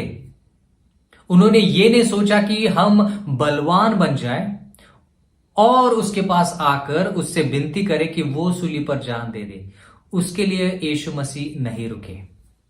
भाई और बहनों, यहां पर हम ये भी पढ़ते हैं कि यीशु मसीह ने ऐसा नहीं सोचा कि ये लोग जो पापी है उन लोगों को मेरी कीमत का पता लगना चाहिए, मेरे बलिदान की अहमियत उनको पता होनी चाहिए, तभी जाकर मैं उनके लिए जान दे दूंगा। ऐसा यीशु मसीह ने बिल्कुल नहीं सोचा। यहोवा का वचन कहता है कि भक्तिहीन मतलब जब हम उसके भक्त नहीं थे, हम उसकी तरफ हमारा लगाव नहीं था, उसकी आज्ञाओं पर चलने के हमारी कोई इच्छा नहीं थी, उस वक्त यीशु मसीह हमारे लिए मरे। कितनी गहरी बात यहां पर है, कितनी महत्वपूर्ण बात यहां पर हम पढ़ रहे हैं। भाई और बहनों, जब हम किसी को मदद करना चाहते तो आमतौर पर हम क्या सोचते हैं, जिस इंसान को मदद चाहिए वो मुझे आकर बताए, वो आकर मेरे सामने विनती करे, तब जाकर मैं उस इंसान को मदद करूंगा, क्योंकि मैं चाहता हूं कि उसको मेरी मदद की कीमत का अंदाजा लगे। बहुत बार इंसान ऐसे ही सोचता है, जब उसको मेरी मदद की अहमियत के बारे में पता चले तब मैं उसको मदद करूंगा, नहीं तो वो मदद जो उसको मिल रही है उसके बारे में वो उसकी कीमत जो है वो कीमत उसको कभी पता नहीं चलेगी और वो मेरे पास वापस नहीं आएगा, या तो फिर वो मुझे मान सम्मान नहीं देगा। लेकिन यहोवा का वचन कहता है कि यीशु मसीह कितने दयालु है, कितने नम्र है, कितने हलीम है, यहां पर हमें उनका अंदाजा लग सकता है। और यहां पर हम देखते हैं कि जब हम निर्बल थे, मतलब हम में कोई ताकत नहीं थी। भाई और बहनों, यहां पर हम ये पढ़ रहे हैं कि ये यीशु मसीह हमारे लिए तब उन्होंने जान दी जब हम में कोई ताकत नहीं थी, उनके अनुसार चलने की कोई इच्छा नहीं थी, तब यीशु मसीह ने हमारे लिए जान दी और वो समय ठीक था। मत्ती उसका 19वां अध्याय और 16वां वचन लिखा है, और देखो एक मनुष्य ने पास आकर उससे कहा, हे गुरु, मैं कौन सा भला काम करूं कि अनंत जीवन पाऊं। एक इंसान यीशु मसीह के पास आकर एक सवाल पूछता है और वो सवाल बहुत ही दिलचस्प सवाल है। गौर कीजिए, यहां पे लिखा है, हे गुरु। यीशु मसीह से संबोधित करते हुए वो इंसान कहता है कि हे गुरु, मैं कौन सा भला काम करूं कि अनंत जीवन पाऊं। मतलब वो इंसान ये कहना चाहता है यीशु मसीह की, यीशु मसीह, मैं अनंत जिंदगी पाना चाहता हूं, उद्धार की जिंदगी पाना चाहता हूं, इसलिए मैं कौन सा भला काम करूं। अब यीशु मसीह उनको जवाब क्या देते हैं? मत्ती उसका 19वां अध्याय और 17वां वचन, उसने उससे कहा, तू मुझसे भलाई के विषय में क्यों पूछता है? भला तो एक ही है, पर यदि तू जीवन में प्रवेश करना चाहता है तो आज्ञाओं को माना कर। इसका मतलब यह है कि यीशु मसीह उसको कहते हैं कि अगर तू अनंत जिंदगी पाना चाहता है, उद्धार की जिंदगी पाना चाहता है, तो तुझे एक काम करना होगा, और वो क्या है? आज्ञाओं का पालन करना होगा। उसके पहले यीशु मसीह को ये इंसान कहता है कि हे गुरु, भला काम करने के लिए। तो यीशु मसीह उससे कहते हैं कि भला काम जो है उस विषय के बारे में तू मुझसे क्यों पूछता है? क्योंकि अगर कोई भला है तो वो एक ही है, और वो है परमेश्वर पिता। भाई और बहनों, यहां पर ये जो दोनों के बीच में जो बात हो रही है वो बातचीत उद्धार की जिंदगी के बारे में है, और जो हमने रोमियो की किताब में भी पढ़ा वो भी उद्धार से जुड़ी हुई बातें हैं। इसलिए आज का ये जो संदेश है, ये संदेश बहुत ही जरूरी है। अगर मैंने आज तक जितने भी संदेश दिए हैं, उन संदेशों में अगर सबसे बढ़िया संदेश या तो फिर सबसे महत्वपूर्ण संदेश, बहुत सारे हैं, लेकिन उनमें से एक महत्वपूर्ण संदेश जो है वो आज का है, बेशर्त प्रेम। इसी की वजह से, रोमियो की किताब की वजह से, जहां पर हमने 5वां अध्याय और 6ठे वचन में पढ़ा कि हम निर्बल थे, उस वक्त यीशु मसीह ने हमारे लिए जान दी जब हम भक्तिहीन थे, उसे कहते हैं बेशर्त प्यार, प्रेम। यहां पर यीशु मसीह ने कोई शर्त नहीं रखी। बहुत बार हमारा प्यार जो होता है वो शर्त के तौर पर या तो फिर शर्त के बुनियाद पर बना रहता है। अगर कोई मेरे लिए ये करता है तब मैं जाकर उस इंसान से प्यार करूंगा, या तो फिर उसके लिए कुछ भला काम करूंगा। लेकिन यहां पर ये इंसान कह रहा है कि परमेश्वर यीशु मसीह, मैं चाहता हूं कि मुझे उद्धार की जिंदगी मिले, कृपा करके मुझे बता कि मैं कौन सा भला काम कर सकता हूं। अब यीशु मसीह ने उसको जवाब दिया कि तुझे आज्ञाओं का पालन करना होगा। और यहां पर आगे क्या लिखा है, मत्ती उसका 19वां अध्याय और 18वें वचन की तरफ हम जाएंगे। यहां पे लिखा है, उसने उससे कहा, कौन सी आज्ञा है? अब यह सवाल यीशु मसीह से कह रहा है, जो यीशु मसीह आज्ञाओं का मुखिया है या तो फिर आज्ञा देने वाला परमेश्वर है, उससे यह सवाल पूछता है और कहता है ये इंसान कि यीशु मसीह कौन सी आज्ञाओं के बारे में आप बात कर रहे हो? यीशु ने कहा, यह कि हत्या न करना, व्यभिचार न करना, चोरी न करना, झूठी गवाही न देना। मतलब जो भी आज्ञाओं के बारे में यीशु मसीह, 10 आज्ञाओं के बारे में यीशु मसीह ने सिनाई पर्वत और उसके पहले भी 10 आज्ञा, आगे जाने से पहले भाई और बहनों, मैं आपसे ये कहना चाहता हूं कि 10 आज्ञा जब आदम और हवा को बनाया गया था, उस वक्त से लेकर 10 आज्ञा इस दुनिया में मौजूद है। बहुत से लोगों को लगता है कि 10 आज्ञा का जिक्र निर्गमन की किताब उसका 20वें अध्याय में लिखा है, इसलिए वो 10 आज्ञाएं निर्गमन की किताब में आई, उत्पत्ति की किताब के वक्त या तो फिर उत्पत्ति के वक्त नहीं। बहुत से लोग ऐसा सोचते हैं, लेकिन मैं आपसे कहना चाहता हूं कि 10 आज्ञा जो है वो उत्पत्ति की किताब या तो फिर इंसान को जब बनाया गया था तब उसको 10 आज्ञा दी गई, और विशेष रूप से जो शब्द की आज्ञा है वो उत्पत्ति के 2 अध्याय में ही दर्ज की गई है। इसका मतलब यह है कि यहोवा ने जब विश्राम किया तो उसने आज्ञाएं दी, और जो आज्ञाएं आदम और हवा को दी गई थी उसमें से एक आज्ञा के बारे में हम पढ़ते हैं, वो है विश्राम के दिन के बारे में, उत्पत्ति उसका 2 अध्याय 1 से लेकर 3 तक। अगर वहां पर हम शब्द की आज्ञा के बारे में पढ़ते हैं कि 7वां दिन जो पवित्र है, वो पवित्र दिन यहोवा ने आदम और हवा को दिया और वो एक आज्ञा है, तो बाकी की 9 आज्ञा भी उसी वक्त ही दी है।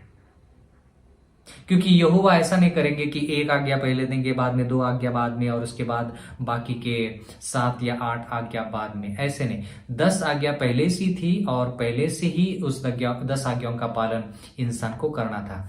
तो वचन की तरफ वापस आएंगे। यहां पर हम देखते हैं कि यीशु मसीह 10 आज्ञाओं के बारे में जिक्र कर रहे हैं, लेकिन 10 की 10 आज्ञा यहां पर बताई नहीं गई है। लेकिन फिर भी मैं आपसे विनती करना चाहता हूं कि आप गौर कीजिए, अच्छी तरह से पढ़िए। यहां पर भले ही 10 आज्ञाओं के बारे में जिक्र ना किया हो, 10 की 10 आज्ञाओं के बारे में, लेकिन जितनी भी आज्ञाएं यहां पर लिखी गई है वो 10 आज्ञाओं में से है। इसका मतलब यह है कि यीशु मसीह उन सब 10 आज्ञाओं के बारे में बात कर रहे हैं, सिर्फ इन्हीं आज्ञाओं के बारे में नहीं जो यहां पर लिखी गई 10 के 10।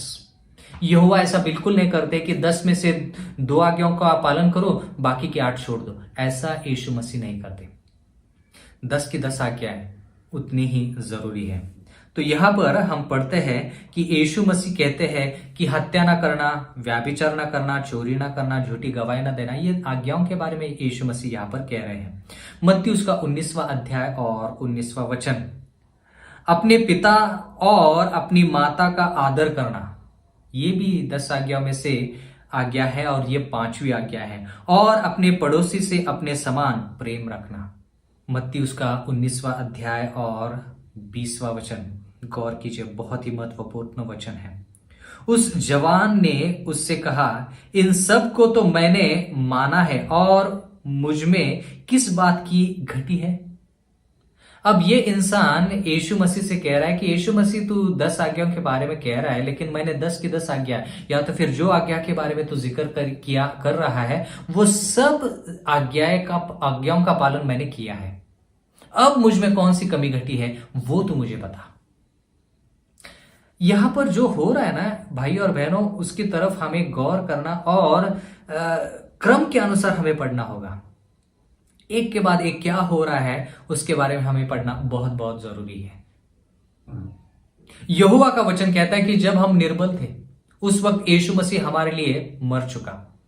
निर्बल थे मतलब क्या? अच्छा काम करने के लिए हमारे पास कोई ताकत नहीं है, या तो फिर यीशु मसीह की इच्छा के अनुसार चलने के लिए हमारे पास ताकत नहीं है, या तो फिर आज्ञा का पालन करने के लिए हमारे पास ताकत नहीं है। उस वक्त यीशु मसीह हमारे लिए मरे। जब हम भक्तिहीन थे, मतलब हम आज्ञाओं के खिलाफ थे, उस वक्त यीशु मसीह हमारे लिए मरे, निर्बल। इस वचन की तरफ हम वापस आएंगे, लेकिन ये जो हादसा यहां पर हुआ है, या तो फिर ये जो घटना यहां पर हो रही है, इसके बारे में पढ़कर वापस रोमियो की किताब उसके 5वें अध्याय की तरफ जाएंगे। यहां पर ये इंसान कह रहा है कि आज्ञाओं का पालन तो मैं करते आ रहा हूं, लेकिन अगर कुछ कमी घटी है तो मुझे बताना, ताकि मैं अनंत जीवन पा सकूं। अब इसके लिए यीशु मसीह क्या जवाब देते हैं? मत्ती उसका 19वां अध्याय और 21वां वचन यहां पे लिखा है, यीशु ने उससे कहा, यदि तू सिद्ध होना चाहता है, सिद्ध मतलब परिपूर्ण होना चाहता है, या तो फिर उद्धार की जिंदगी पाना चाहता है, तो जा अपना मोल बेचकर कंगालों को दे दे और तुझे स्वर्ग में धन मिलेगा, और आकर मेरे पीछे हो ले। अब यहां पर दो चीजें हैं। एक बात यहां पर यह है कि जो भी धन इस इंसान के पास है, वो धन इस इंसान को कंगालों को देना है। बात एक वो है। दूसरी बात यह है कि यीशु मसीह कहते हैं कि ये करने के बाद तुझे धन तो स्वर्ग में मिल जाएगा, लेकिन दूसरी बात यह है कि तुझे मेरे पीछे हो लेना है। तो यीशु मसीह कह रहे हैं कि अगर तू 10 आज्ञाओं का पालन कर चुका है, तो मैं जो कहता हूं वो तू कर। क्या करना है? जो भी तेरा धन है, जो भी तेरी दौलत है, वो गरीबों में बांट दे, कंगालों में दे दे, और तुझे वो सब कुछ स्वर्ग में मिल जाएगा। तू सब कुछ देकर तू मेरे पीछे हो ले। अब यहां पर सोचने वाली बात यह है भाई और बहनों, कि आज्ञा पालन और गरीबों को धन देना, इसमें कोई संबंध है? आज्ञा पालन और यीशु मसीह के पीछे हो लेना, इसमें कोई रिश्ता है? बिल्कुल है भाई और बहनों, बिल्कुल है। जब हम 4 आज्ञाओं के बारे में, पहली 4 आज्ञाओं के बारे में पढ़ते हैं, निर्गमन की किताब उसका 20वां अध्याय, पहले 4 आज्ञा जो है वो इंसान और परमेश्वर के बीच का रिश्ता है, उसके बारे में बताता है, या तो फिर उसको दर्शाता है। इंसान और परमेश्वर के बीच के रिश्ते को दर्शाता है, पहली 4 आज्ञाएं। उसके बाद बाकी की 6 आज्ञाएं जो है वो इंसान और इंसान के बीच के रिश्ते को दर्शाती है, या तो फिर रिश्ता कैसे बना सकते हैं, अच्छा रिश्ता, मजबूत रिश्ता कैसे बना सकते हैं, उस रिश्ते को दर्शाती है इंसान और इंसान के बीच में। कौन सी आज्ञाएं? बाकी की 6 आज्ञाएं। अब गौर कीजिए, यीशु मसीह कहते हैं कि तूने आज्ञाओं का पालन किया है, ऐसा तू कह रहा है ना? ठीक है, अगर ऐसा है तो मुझे एक इम्तिहान तेरे ऊपर डालना है, और वो इम्तिहान ये है कि अगर तूने इंसान और परमेश्वर के रिश्ते के बीच में जो भी वो 4 आज्ञाएं हैं, जिससे जाहिर होता है कि इंसान परमेश्वर के ऊपर प्यार करता है, अगर वो तूने 4 आज्ञाओं का पालन किया है, तो तू मेरे पीछे हो ले। मतलब तू अगर कहता है कि तू परमेश्वर से प्यार करता है और वो 4 आज्ञाओं का पालन किया है, तो तू प्यार के तौर पर मेरे पीछे हो ले। वो एक बात है। दूसरी बात यह है, यीशु मसीह कहते हैं कि इंसान और इंसान के बीच में जो रिश्ता है वो 6 आज्ञाओं के जरिए बताया जाता है। माँ बाप का आदर कर, चोरी ना करना, खून ना करना, झूठी गवाही ना देना, लालच ना रखना, ये सब कुछ 6 आज्ञाएं। तो यीशु मसीह कहते हैं कि अगर तू इंसान और इंसान के बीच का जो रिश्ता है वो बरकरार रख पाया है, इसका मतलब यह है, अगर तूने 6 आज्ञाओं का पालन किया है, तो इसका मतलब यह है कि तू इंसान और इंसान के बीच का जो प्यार है, उस प्यार को जानता है और वो प्यार तू जाहिर करता है। तो अगर तूने वो 6 आज्ञाओं का पालन किया है, तो मैं तुझसे विनती करता हूं, या तो फिर मैं तुझसे आज्ञा करता हूं कि जो भी धन है, जो भी तेरी दौलत है, वो गरीबों में बांट दे, कंगालों में बांट दे, और मेरे पीछे हो ले। मतलब कंगालों को अगर तू वो धन देता है, तो सचमुच में तूने वो 6 आज्ञाओं का पालन किया है। क्योंकि कंगालों को धन देना मतलब इंसान और इंसान के रिश्ते को बरकरार रखना। समझ में आ रही है बातें भाई और बहनों? बहुत ही जरूरी है। तो यहोवा के वचन में यहां पर आगे लिखा है, मत्ती उसका 19वां अध्याय और 22वां वचन। परंतु वह जवान यह बात सुनकर उदास होकर चला गया, क्योंकि वो बहुत धनी था। क्या लिखा है यहां पर? परंतु वो जवान इंसान ये सब बातें सुनकर चला गया क्योंकि वो बहुत धनी था। मतलब भाई और बहनों, भले ही उसने आज्ञा पालन किया हो, लेकिन बाहरी तौर पर उसने आज्ञा पालन किया था, पूरे मन से नहीं। क्योंकि प्यार जो होता है वो मन से निकलना चाहिए, आज्ञा पालन जो है वो मन से निकलनी चाहिए, तभी जाकर वो आज्ञा पालन का स्वीकार परमेश्वर करते हैं। परमेश्वर के वचन में यहां पर हम पढ़ते हैं कि उस इंसान ने कहा कि मैं आज्ञाओं का पालन कर चुका हूं। तो यीशु मसीह कहते हैं कि आज्ञाओं का पालन अगर तू कर चुका है, मतलब इंसान और परमेश्वर के बीच में जो रिश्ता है, प्यार का रिश्ता जो 4 आज्ञाओं से जाहिर होता है, अगर तूने वो प्यार से 4 आज्ञाओं का पालन किया है तो तू मेरे पीछे हो ले। वो इंसान परमेश्वर से उदास होकर, यीशु मसीह से उदास होकर चला जाता है, वो यीशु मसीह के पीछे नहीं आता। इसका मतलब ये है भाई और बहनों, भले उसने 4 आज्ञाओं का पालन किया हो, लेकिन बाहरी तौर पर मन से नहीं, और परमेश्वर के ऊपर प्यार करता है इसलिए नहीं। बाकी की 6 आज्ञाएं इंसान और इंसान के बीच का रिश्ता है, और वो इंसान और इंसान के बीच के प्यार को जाहिर करता है। बाकी की 6 आज्ञाएं। तो यीशु मसीह कहते हैं कि अपना धन जो है वो गरीबों में बांट दे। देखना चाहता हूं कि इंसान और इंसान के बीच के जो आज्ञाएं हैं उनका पालन तूने किया है कि नहीं। परमेश्वर का वचन कहता है कि वो उदास होकर चला जाता है क्योंकि वो बहुत धनी था, वो धन गरीबों में नहीं बांटना चाहता था। इसका मतलब ये है कि 6 आज्ञा उसने भली रखी हो, लेकिन बाहरी तौर पर मन से नहीं, प्यार से नहीं।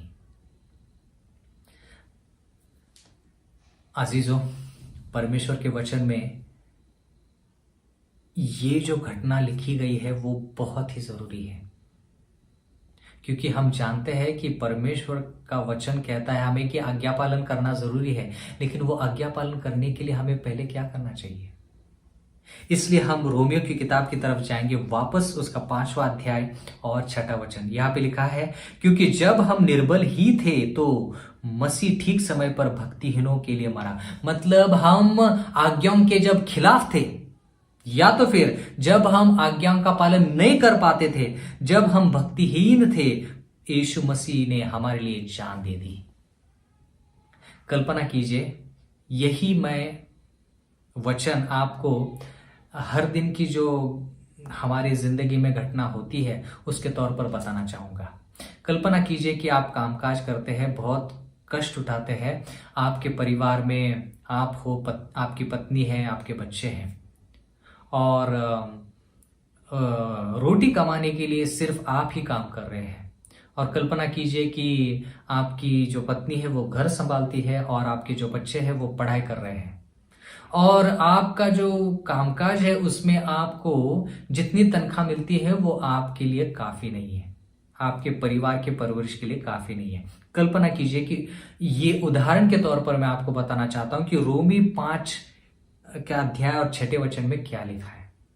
और कल्पना कीजिए कि आपने कर्जा लिया है, कल्पना कीजिए कि आपने 10 लाख रुपए कर्जा लिया है, और आप वो कर्जा चुकता करने की पूरी कोशिश कर रहे हैं, लेकिन आपको वो कर्जा आपसे चुकता नहीं हो पा रहा है।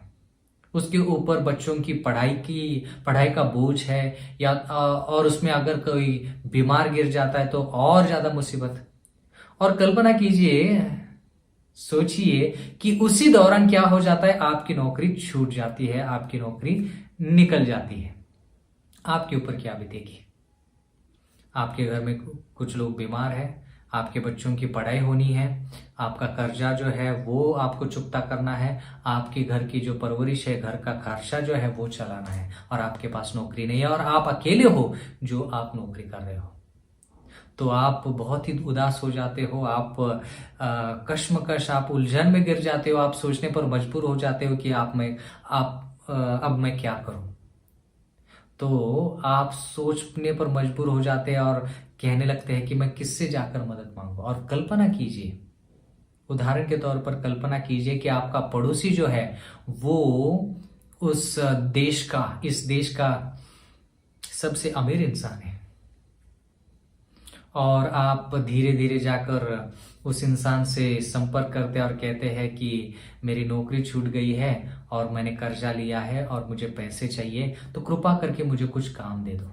और वो अमीर इंसान कहता है कि मैं तुझे कौन सा काम दूं, क्या काम करेगा तू, और अगर 8 घंटे हर दिन 8 घंटे काम भी करेगा तो मैं तुझे महीने के आखिर में कितनी तनख्वाह दूं। वो कहता है कि कुछ भी करो, क्योंकि मुझे पैसे की बहुत जरूरत है, क्योंकि कर्जा है, ये है, वो है, सब कुछ है। तो वो इंसान कहता है कि ठीक है, तुझे कितना पैसा दो 8 घंटे काम करने के लिए। और वो इंसान कहता है, वो अमीर इंसान कहता है कि तू क्या काम करेगा। वो कहता है कि कुछ भी काम दे दो। और वो अमीर इंसान कहता है कि ठीक है, मैं तुझे घास काटने का काम देता हूँ, माली का काम देता हूँ। तुझे घास काटनी है और वो जो वाटिका जो है, वो बगीचा जो है, उसको साफ सुथरा रखना है। 8 घंटे काम करेगा तो मैं तुझे 10,000 दे दूंगा। तो इंसान कहता है कि ठीक है। तो पूरा महीना मेहनत से काम करता है, 8 घंटे हर दिन मेहनत करने के बाद 1 महीने के बाद उसको 10,000 रुपये मिलते हैं। और वो 10,000 रुपये लेकर वो घर जाता है और वो 10,000 रुपये पूरा खर्चा जो है, वो खर्चा इतना हो जाता है, घर का खर्चा, फिजूल का खर्चा नहीं, जरूरी जो है वो खर्चा, वो 10,000 कहां पर चले गए उसे ही पता नहीं चलता। उदास होकर वापस अगले महीने काम करने के लिए आ जाता है। और ये अमीर इंसान देखता है कि ये इंसान उदास है और इस इंसान से कहता है कि तू 8 घंटे अगर काम करेगा और 10,000 रुपये हर महीने कमाएगा तो कितने साल तुझे लगेंगे 10 लाख रुपए कमाने के लिए। और वो 10,000 जो है उससे तेरा हर महीने का खर्चा भी नहीं निकलता।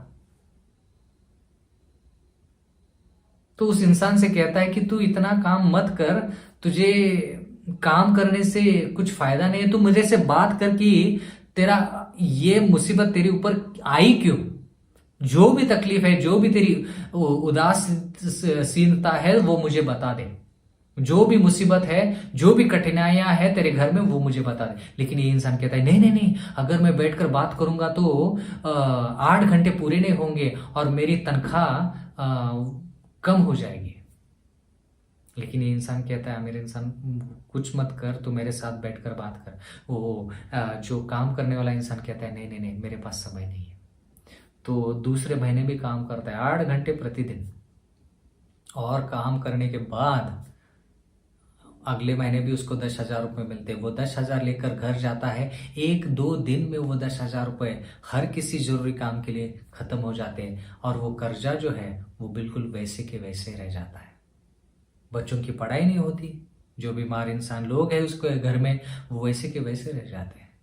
तो ये इंसान उदास होकर वापस इस पड़ोस के पास जाता है, पड़ोसी के पास जाता है और पड़ोस में जो अमीर इंसान है उससे जाकर कहता है कि 10,000 रुपये खत्म हो गए। तो ये अमीर पड़ोसी जो है वो उससे कहता है कि वही मैंने तुमसे कहा कि तू 10,000 रुपये जो कमाता है हर महीने, 8 घंटे हर दिन जो काम करता है, वो उससे कुछ होने वाला नहीं है, कुछ फायदा नहीं है। तो मेरे साथ बैठकर, मेरे सामने बैठकर तू मुझे बता कि असलियत में बात क्या है। तो काफी सोच समझने के बाद, काफी सोचने के बाद ये इंसान जो गरीब हुआ है या तो फिर जो नौकरी करता है, वो इस अमीर इंसान के सामने बैठकर, पास बैठकर उसको सब कुछ बताता है कि वो कितनी तनख्वाह लेता था, उसके ऊपर कर्जा कैसे आया, उसके बच्चों की पढ़ाई जो है उसका खर्चा कितना है, बीमार लोग जो है उनका खर्चा कितना है, वो सब कुछ बताता है। और ये बताने के लिए उसको काफ़ी समय लगता है, लगभग उसको 2-3 घंटे वो बैठकर ये सब कुछ बात करता है अमीर इंसान से। ये सब कुछ सुनने के बाद, गौर कीजिए, बहुत ही महत्वपूर्ण वचन हम पढ़ रहे हैं। वो सब कुछ सुनने के बाद ये अमीर इंसान एक चेक लेता है और चेक के ऊपर दस्तखत करता है, और ये चेक जो है वो उस इंसान को देता है जो उसके घर में नौकरी कर रहा है। आपको क्या लगता है भाई और बहनों, उसने कितने रुपए का चेक के ऊपर दस्तखत की हो? कितने रुपए की चेक के ऊपर उसने दस्तखत की हो? बहुत बार आप सोचेंगे कि 10 लाख, बहुत सारे लोग सोचेंगे कि शायद 5 लाख, शायद 10 लाख, 15 लाख। भाई और बहनों, कल्पना कीजिए कि वो जो चेक के ऊपर दस्तखत जो करता है, वो कल्पना कीजिए कि 1 करोड़ का है। कितना? 1 करोड़ का। तो ये जो इंसान है जो नौकरी करता है, वो चेक को ऐसे ऊपर नीचे देखता है और सोचता है कि क्या ये सचमुच में इतना पैसा मुझे मिला है या ये झूठा चेक है। तो वो कल्पना कीजिए कि आप उसके जगह पर हो तो आप क्या करोगे? तुरंत वो चेक लेकर बैंक जाओगे, ताकि ये इंसान, अमीर इंसान, अपना मन बदलने से पहले आपके खाते के ऊपर वो पैसा आना चाहिए। और आप क्या करते हैं? बैंक जाकर उस दफ्तर में जाकर उस इंसान से कहते हैं कि तुरंत क्या कर, ये जो पैसा है, ये चेक ले ले, ये जो पैसा है वो मेरे खाते के ऊपर डाल दे। और जब वो पैसे आपके खाते के ऊपर आ जाता है तो आप इस अमीर इंसान के पास आकर खुशी खुशी से इस अमीर इंसान के पास आ जाते हो। अब इस अमीर इंसान के पास आकर ये गरीब इंसान क्या कहता है, जो नौकरी करता है? वो कहता है कि मैं आपके वहां पर नौकरी करने के लिए आया, पैसा कमाने के लिए आया था। 10,000 जो भी है कमाने के लिए आया था, ताकि मेरा कर्जा जो है वो मैं चुकता कर सकूं। लेकिन 10 लाख के बजाय आपने मुझे 1 करोड़ रुपए दिए हैं। मतलब जितने काम के लिए मैं यहां पर आया था, उससे कई गुना ज्यादा आपने मुझे 8 घंटे काम किए बिना 1 करोड़ रुपए दे दिए। मतलब इस इंसान ने काम नहीं किया। इस इंसान ने क्या किया? उस इंसान के सामने, अमीर इंसान के सामने बैठा और सिर्फ बात की। उस अमीर इंसान के साथ बैठकर उसने अपनी जिंदगी की जितनी भी मुसीबतें हैं उसके सामने रखी। भले ही 8 घंटे काम ना किया हो, लेकिन फिर भी उसको 1 करोड़ रुपए मिल गए। तो ये नौकर जो है, या तो फिर ये नौकरी करने वाला इंसान जो है, वो अमीर इंसान से कहता है कि अगर मैं जिंदगी भर भी काम करता तो 1 करोड़ रुपए कभी कमा नहीं पाता, लेकिन मुझे 1 करोड़ रुपए ऐसे मिले हैं। तो मुझे तू बता। ये गरीब जो है वो अमीर से कहता है। ये नौकर जो है, या तो फिर नौकरी करने वाला जो इंसान है, वो अमीर इंसान से कहता है कि तूने मुझे 1 करोड़ रुपए सिर्फ बात करने के लिए दिए हैं, मेरा मन हल्का करने के लिए दिए हैं। जो भी मेरे मन में मुसीबतें तकलीफें थे, सब कुछ मैंने तुझे बताया, इसलिए तूने मुझे 1 करोड़ रुपए दिए। अब मुझे तू बता। इस अमीर इंसान से कहता है ये गरीब इंसान, अब तू मुझे बता कि मैं तेरे लिए क्या करूं, कौन सा काम करूं तेरे लिए। वो काम मैं अब 8 घंटे की तनख्वाह न लेते हुए वो काम मैं अब मुफ्त में करूंगा। वो काम मैं अब मुफ्त में करूंगा। मुझे बता कि क्या काम करना है। समझ में आया बातें भाई और बहनों? ये कंगाल इंसान जो अमीर के पास गया, उस वक्त पहली बार जब गया तो वो पैसे लेने के लिए या तो फिर पैसे पाने के लिए वो इंसान काम करके, नौकरी करके पैसा कमाना चाहता था, ताकि वो कर्जा जो है, जो कर्जा वो कभी भी चुकता नहीं कर सकता, वो कर्जा चुकता करने के लिए वो इंसान अमीर इंसान के पास गया था। लेकिन अमीर इंसान को पता चला कि ये 10 लाख का जो कर्जा है वो कभी भी चुकता नहीं कर पाएगा, इसलिए उसने 1 करोड़ रुपए दे दिए। भाई और बहनों, इस कहानी में वो कंगाल इंसान जो है वो कौन है? जिसकी नौकरी चली गई, जिसका कर्जा है, वो कौन है? भाई और बहनों, वो इंसान आप और मैं हूं। ये जो 10 लाख रुपए का कर्जा है, ये किसको दर्शाता है? भाई और बहनों, ये 10 लाख रुपए जो कर्जा है ना, वो हमारे पापों को दर्शाता है। हमारे पाप मिटाने के लिए हम खुद से कुछ नहीं कर सकते। हम परमेश्वर से ये नहीं कह सकते हैं कि यहोवा मैं कुछ काम करना चाहता हूं, मैं कुछ करना चाहता हूं ताकि मेरे पाप मिटाए जाए। और वो अमीर इंसान, भाई और बहनों, इस कहानी में कौन है? वो अमीर इंसान यीशु मसीह खुद है। और वो यीशु मसीह खुद हमें कहते हैं, क्या कहते हैं? यीशु मसीह कहते हैं कि तू आकर तेरी जो भी तकलीफें हैं, मुसीबतें हैं, वो तू मुझे बता। जितना भी पाप तूने किया है वो कबूल कर। पहला यूहन्ना उसका पहला अध्याय 9वां वचन। भाई और बहनों, मैं आपके लिए वो वचन पढ़ना चाहूंगा। बहुत ही महत्वपूर्ण वचन है वो, और वो वचन जो है वो वचन हम सभी लोगों के लिए बहुत ही लाभदायक है। पहला यूहन्ना उसका पहला अध्याय और 9वां वचन। यहां पे लिखा है, यदि हम अपने पापों को मान ले तो वह हमारे पापों को क्षमा करने और हमें सब अधर्म से शुद्ध करने में विश्वास योग्य और धर्मी है। यहोवा का वचन कहता है कि यीशु मसीह क्या चाहते हैं। अगर हमारा 10 लाख कर्जा है, मतलब अगर हमारे पाप 10 लाख पाप हमने किए हैं, कल्पना कीजिए, तो उसको चुकता करने के लिए हम कुछ नहीं कर सकते, क्योंकि हम पापी हैं। हम क्या उस पाप को चुकता करेंगे। इसलिए यीशु मसीह कहते हैं कि तू बिना वजह कष्ट कर रहा है, तुझे क्या करना है, मेरे पास आकर पाप की कबूली करनी है, पाप को मानना होगा।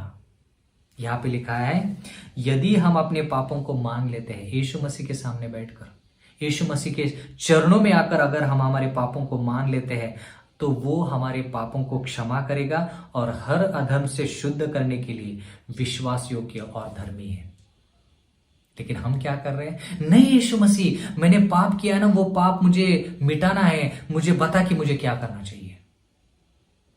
क्या मैं लंगर लगाऊं, क्या मैं गरीबों को मदद करूं, या तो फिर क्या मैं दशमांश दूं, या तो फिर दान दे दूं, या तो फिर किसी जगह पे जाकर तपस्या करूं, क्या करूं। यीशु मसीह कहते उसमें से कुछ भी तुझे नहीं करना है। मुझे अपने पास, यीशु मसीह कहते हैं अपने पास या तो फिर मेरे पास आकर तुझे बात करने के लिए मैं तुझे बुलावा देता हूं। आकर मेरे साथ बैठकर बात कर। भाई और बहनों, जब हम वैसा करेंगे, जब हम परमेश्वर के प्यार को जानेंगे, तब हमें पता चलेगा कि यहोवा ने हमारे ऊपर कितनी बड़ी मेहरबानी की है। जब हम उसके प्यार को जानेंगे, तब जाकर हम यीशु मसीह से कहेंगे कि यीशु मसीह, मैं तो 10 लाख के लिए तुम्हारे पास आया था, लेकिन तूने मुझे 1 करोड़ दे दी। 1 करोड़ का मतलब क्या है उस कहानी में? भाई और बहनों, इस कहानी में 1 करोड़ का मतलब यह है कि हमें अनंत जिंदगी यीशु मसीह दे देते हैं। अनंत जिंदगी। क्या आप अनंत जिंदगी के लिए यीशु मसीह के पास जा रहे हैं, या तो फिर सिर्फ पाप की माफी चाहिए इसलिए यीशु मसीह के पास जा रहे हैं? भाई और बहनों, यीशु मसीह कह रहे हैं कि आप उसके पास पाप की माफी के लिए जा रहे हैं, लेकिन वो अनंत जिंदगी देने के लिए बैठा है। हम निर्बल है। हमें क्या करना चाहिए? हमें यीशु मसीह के पास जाकर कहना चाहिए कि यीशु मसीह, मेरे पास ताकत नहीं है, मेरे पाप मेरे सामने हैं, ये सब पाप तू ले ले और तेरी पवित्र जिंदगी मुझे दे दे। और ये पवित्र जिंदगी बरकरार रखने के लिए, बिना पाप की ये जिंदगी जो तेरी है, वो बिना पाप की जिंदगी जीने के लिए, 10 आज्ञाओं के अनुसार चलने के लिए मुझे ताकत दे दीजिए। तब यीशु मसीह आपको ताकत दे देगा, अनुग्रह दे देगा, और तभी जाकर आप उन 10 आज्ञाओं का पालन कर पाओगे। ये गरीब इंसान, ये नौकरी करने वाला इंसान अमीर इंसान के पास जाकर क्या कहता है, बता मैं तेरे लिए क्या करूं, और वो चीजें मैं अब मुफ्त में करूंगा, उसके लिए मैं पैसा नहीं लूंगा। और वो अमीर इंसान इस गरीब से क्या कहता होगा? भाई और बहनों, यूहन्ना की किताब उसका 14वां अध्याय और 15वां वचन, ये अमीर इंसान उस नौकर से क्या कहता होगा? यूहन्ना उसका 14वां अध्याय 15वां वचन, यदि तुम मुझसे प्रेम रखते हो तो मेरी आज्ञाओं को मानो। अमीर इंसान इससे यही कहता होगा, अगर तू जान चुका है कि मैं तुझसे प्रेम करता हूं, अगर उस प्यार का अनुभव तुझे हुआ है, तो मेरी आज्ञाओं के अनुसार चल। भाई और बहनों, यही बात यीशु मसीह हमसे कहना चाहते हैं। यीशु मसीह हमसे ये कहते हैं कि यदि हम परमेश्वर के इस प्यार को जानेंगे कि उसने, हम जब निर्बल थे, जब हम भक्तिहीन थे, उस वक्त उसने हमारे लिए जान दी। उसने हमारे लिए नहीं रुका कि हम पवित्र हो जाए या तो फिर हम उसके लिए कुछ करें तब जाकर वो हमारे लिए जान दे दे। उसके लिए वो ना रुका। यीशु मसीह हमारे लिए वैसे नहीं रुके। उसने सही समय पर, जब हम निर्बल थे, भक्तिहीन थे, हमारे लिए जान दी। तो जब हम इस प्यार को जानेंगे, तो यीशु मसीह के पास जाकर हम कहेंगे कि यीशु मसीह, तूने मेरे लिए सूली पर जान दी है, मेरे लिए सब कुछ किया है। जब मैं तेरे खिलाफ था, उस वक्त तूने मेरे लिए जान दी। जब मैं तेरा दुश्मन था उस वक्त तूने मेरे लिए जान दी। मुझे बता कि मैं तेरे लिए क्या करूं। यीशु मसीह आपसे वही कहेंगे जो यूहन्ना 14वां अध्याय और 15वें वचन में लिखा है, यदि तू मुझसे प्यार करता है तो मेरी आज्ञाओं का पालन कर। भाई और बहनों, आज्ञा पालन तभी हो सकता है जब हम परमेश्वर से सर्वश्रेष्ठ प्रेम करेंगे, तभी जाकर हम आज्ञाओं का पालन कर पाएंगे। बहुत सारे लोग आज्ञा पालन के पीछे पड़े हैं और सिर्फ आज्ञा पालन के बारे में सोच रहे हैं। आज्ञा पालन जरूरी है, उद्धार की जिंदगी पाने के लिए आज्ञा पालन बहुत जरूरी है, लेकिन शुरुआत कहां पर करनी चाहिए? प्यार से। क्या हम परमेश्वर के ऊपर प्यार करते हैं? इसलिए यीशु मसीह कहते हैं कि यदि तुम मुझसे प्यार करते हो तो आज्ञा पालन करो। मतलब यीशु मसीह ये कह रहे हैं कि अगर तुम मुझसे प्यार नहीं करते ना, तो तेरी हालत मत्ती उसके 19वें अध्याय में जो इंसान है उसके जैसी हो जाएगी। आज्ञा पालन उसने किया लेकिन प्यार से नहीं। भाई और बहनों, इसलिए मैं कहना चाहता हूं, आज्ञा पालन तभी संभव है जब हम यीशु मसीह के प्यार को गहराई से जाने पहचाने। अगर आप यीशु मसीह के प्यार के बारे में जानना चाहते हैं तो उसके वचन को पढ़िए, प्रार्थना कीजिए, उसके साथ समय बिताइए, उसको जानिए, उसको समझिए, उसके ऊपर विश्वास कीजिए। तभी वो विश्वास प्यार में उसका रूपांतर हो जाएगा, प्यार में वो बदल जाएगा। और एक बार जब हम परमेश्वर से प्यार करेंगे तो आज्ञा पालन उसका नतीजा होगा। जब आप यीशु मसीह के ऊपर प्यार करोगे तो उसका नतीजा आज्ञा पालन है। इसलिए अगर आप प्यार के ऊपर ज्यादा ध्यान देते हैं तो आज्ञा पालन अपने आप हो जाएगा, क्योंकि प्यार आज्ञा पालन है। प्यार का मतलब है आज्ञा पालन। मैं आशा करता हूं कि ये जो वचन है, ये वचन आप सभी लोगों के लिए लाभदायक ठहरा है और इसके जरिए हम परमेश्वर यीशु मसीह को गौरव और महिमा दे चुके हैं। यीशु मसीह आप सभी को आशीष दें।